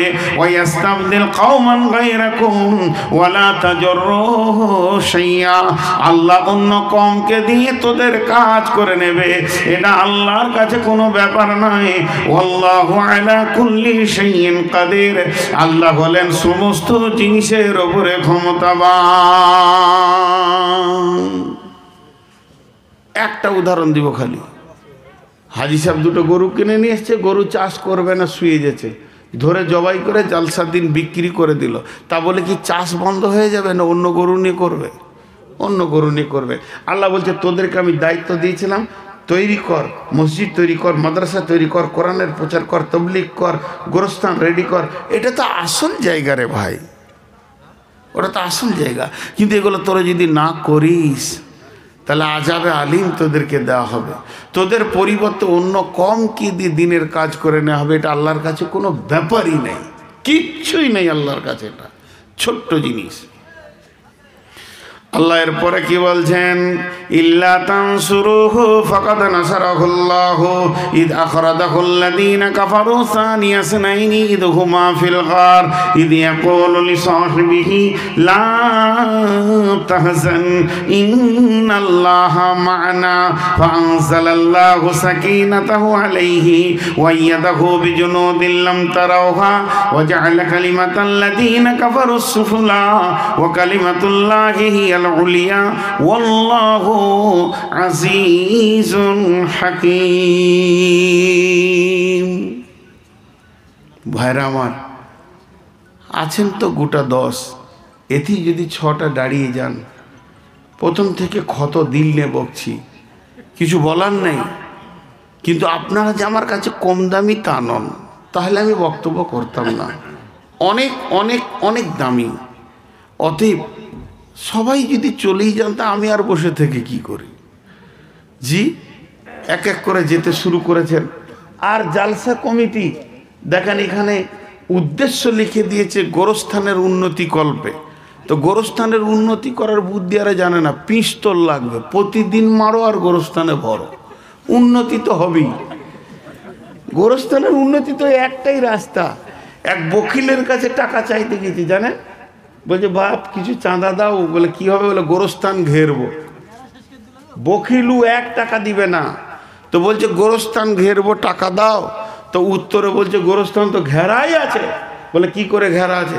বলে যে বাইরে আছে সে যেতে চাইছে না, আর যে ভেতর আছে সে জীবনও আসবে না। দেখেন কত সুন্দর ঘেরা। বাইরে যতজন জীবিত আছে কেউ কবরে যেতে চাইছে না, আর যারা চলে গেছে কোনোদিন আসবে না। তুই জমি চাষ কর, তোর বাপ আর দখল নিবে না, আমি গ্যারেন্টি দিচ্ছি। কত সুন্দর কথা। তাই টাকার কথা বললে বাকি কটা উঠে যাবে, আমি ওই ভয়ে টাকার কথা বলছি না। শুধু টাকার পাশে গেছি, তাতেই 4 আনা চলে গেল। আর কমিটি বলছে 1,25,000 কালেকশন করতে হবে। হাজি এখানে জমির দাম কত? যে গোরস্থানটা আপনাদের আছে ওখানকার জমির দাম কত? 10 লাখ টাকা বিঘা। অনেক দাম তাহলে আপনাদের। আমাদের গোরস্থান যেখানে আছে ওখানে 6 লাখ টাকাও লাগে। তো যাই হোক, বায়ান তো আমি ছাড়িনি, কিন্তু আপনারা যদি উঠতে শুরু করেন, আমি 3 জনকে নিয়ে তো থাকা যায় না। এক খেপা বলে আল্লাহ তুমি বান দাও, গোটা দুনিয়ার লোক সব মরে যাক, একজনা যেন না থাকে। তাল গাছের মাথায় মাথায় পানি দাও, আমি আর সর্দারে বিটি থাকলেই হবে। এদিকে হুঁশ ঠিক আছে। তো আমার অবস্থা তাই, সব চলে যাক আর তুমি আর আমি থাকলেই হবে, মাইক আর বক্তা থাকলেই হবে। মা বোনেরা আমার, আপনাদের কাছে যে ব্যবস্থা রয়েছে, যার কাছে যা আছে 10, 20, 50 দিয়ে দেন। আপনারা আমাকে 5টা মিনিট টাইম দেন, উঠিয়েন না। আমি আয়াতের তর্জমার দিকে আর গেলাম না। যদি কোনো আল্লাহর গোলাম আছেন 1-2 হাজার টাকা দেনেওয়ালা, তা আল্লাহর হস্তে একবার হাতটা বাড়ান।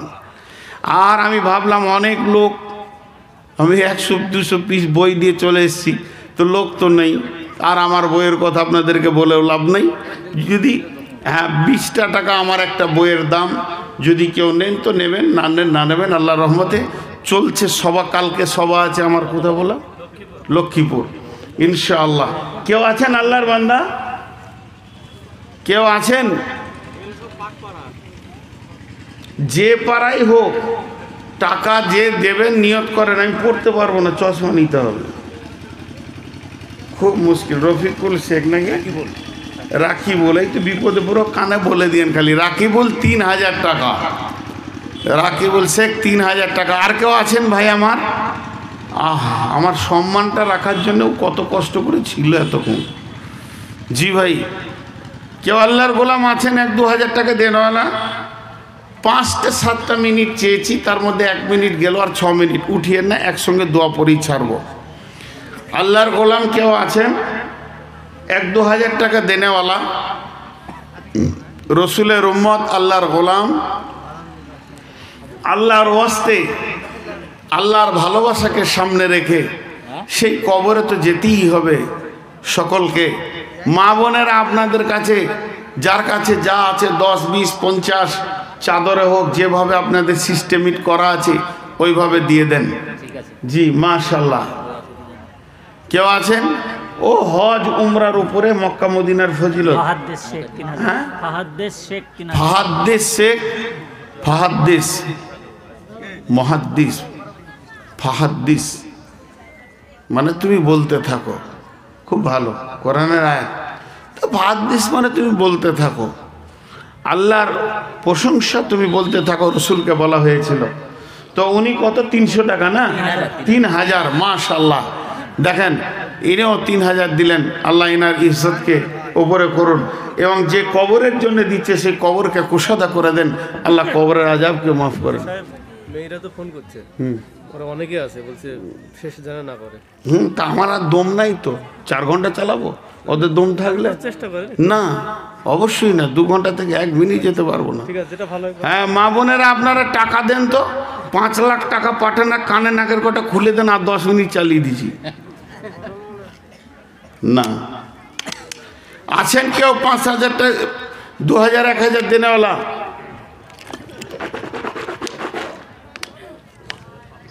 মা আমার, বোন আমার, আপনি আমার পেটে হয়েছেন, নাই আপনার পেটে আমি হয়েছি সোনামানি। চোখের সামনে লোক উঠে গেলে তখন আর বায়ানের তাসির থাকে না, কেটে যায়। আর আপনারা তো পর্দার মানুষ, আর আমি তো আর হাফেজ নজরুল লয়। চোখ বন্ধ যদি অন্ধ হতাম, তো একজনাও না থাকলে চালিয়ে যেতাম সুর করে, অসুবিধা ছিল না। তবে এখন আমি ডায়াবেটিসের রোগী, তারপরও নিয়ত করেছি 2 ঘন্টার নিচে উঠবো না ইনশাআল্লাহ। তো পুরো তো 2 ঘন্টা হতে চলেছে, আর 2 ঘন্টা নিয়ে এখন তো 1.5 ঘন্টা বায়ান করি, তাও এখানে চালালাম। লোকগুলোকে জড়ো করলো, খুব ভালো লাগলো। যে কটাই লোক ছিল পালাইনি, আলহামদুলিল্লাহ। যাদেরকে ডেকেছি সবাই এসেছে, এইভাবে আসে না। আমি ওই জন্যই বলেছি যে নদিয়াকে খুব ভালো লাগে, এদেরকে ডাকলে কাছে আসে, বসে, শোনে। লোকগুলা উঠা বসা চলাফেরা করেনি, এরা দেখলো যে প্রায় শেষের দিকে, তাই উঠতে শুরু করেছে। মাটির কবর গৃহে শোয়ায়ে দিলাম যারে। আজকে আমি আপনাদের সামনে বায়ান করলাম শুধুমাত্র দুনিয়া পর্যন্ত, আত্মা জগৎ থেকে নিয়ে এসে মায়ের পেটের জগৎ, এরপর হলো দুনিয়া জগৎ। আগামীকাল মা বোনেরা চলে যাবেন সকলে। আগামীকালকে নিয়ত করছি কবর দিয়ে শুরু করব, কারণ এরপরে জগৎটা শুরু করব। যদি আপনারা যাবেন তো শুনতে পাবেন, মা আমার, বোন আমার, কবর এমন একটি জায়গা, একবার যে শুয়ে যায় দ্বিতীয়বার আর সে উঠে আসে না। মাটির ওই কবর গৃহে শোয়ায়ে দিলাম যারে। নবী রাসূল সাহাবা ইমাম ইমাম আল্লাহর ওলি যত আছেন সোয়া কবর গৃহে, লক্ষ কোটি শত ডাকলে শত কেউ কখনো আসবে না হায় মাটির বিছানা ছেড়ে, মাটির কবর গৃহে শোয়ায়ে দিলাম যারে। নবী রাসূল সাহাবা ইমাম আল্লাহর ওলি যত আছেন সোয়া কবর গৃহে, লক্ষ কোটি শত ডাকলে শত কেউ কখনো আসবে না হায় মাটির বিছানা ছেড়ে, মাটির কবর গৃহে শোয়ায়ে দিলাম যারে। কি হলো, কেটে পড়ছে কেন? অতএব যার কাছে যা আছে কবরের জন্য কিছু দেন। গোরস্থান এমন একটা জায়গা, সেটাই তো আসল জায়গা। সকলকে একে একে একে একে সেখানে চলে যেতে হয়। এই মর হাতে কোদাল ধরিয়া কঠিন মাটির তলে গাড়িয়া দিয়েছি কত সোনামুখ নয় চোখের জলে, মাটিরে আমি বড় ভালোবাসি মাটিতে মিশাইয়া বুক, আয় আয় দাদু গলা গলি ধরে কেঁদে যদি হয় শোক। মা আমার বোন আমার কত কবরে কত মুখকে কেড়ে দিয়ে এলাম, কত জানাজা পড়লাম, কত জনকে পৃথিবী থেকে বিদায় দিলাম।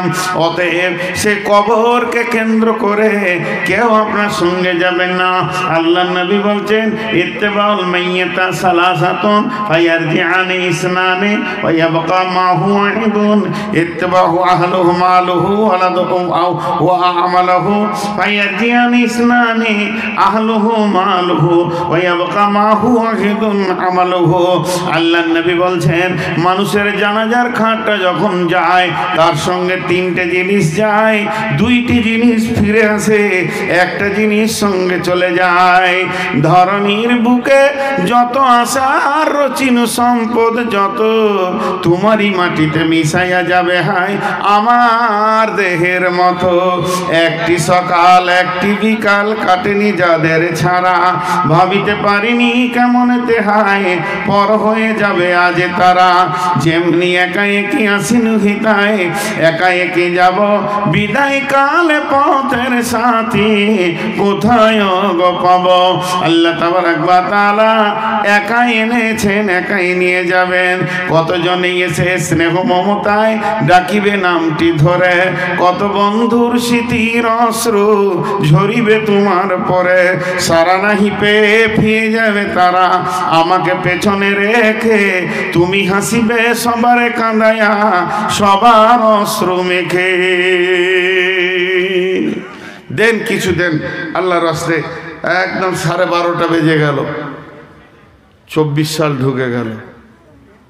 23 সাল থেকে 24 সাল কঠিন ব্যাপার জলসা করা, দুটি বছর, হ্যাঁ 4টিখানি ব্যাপার।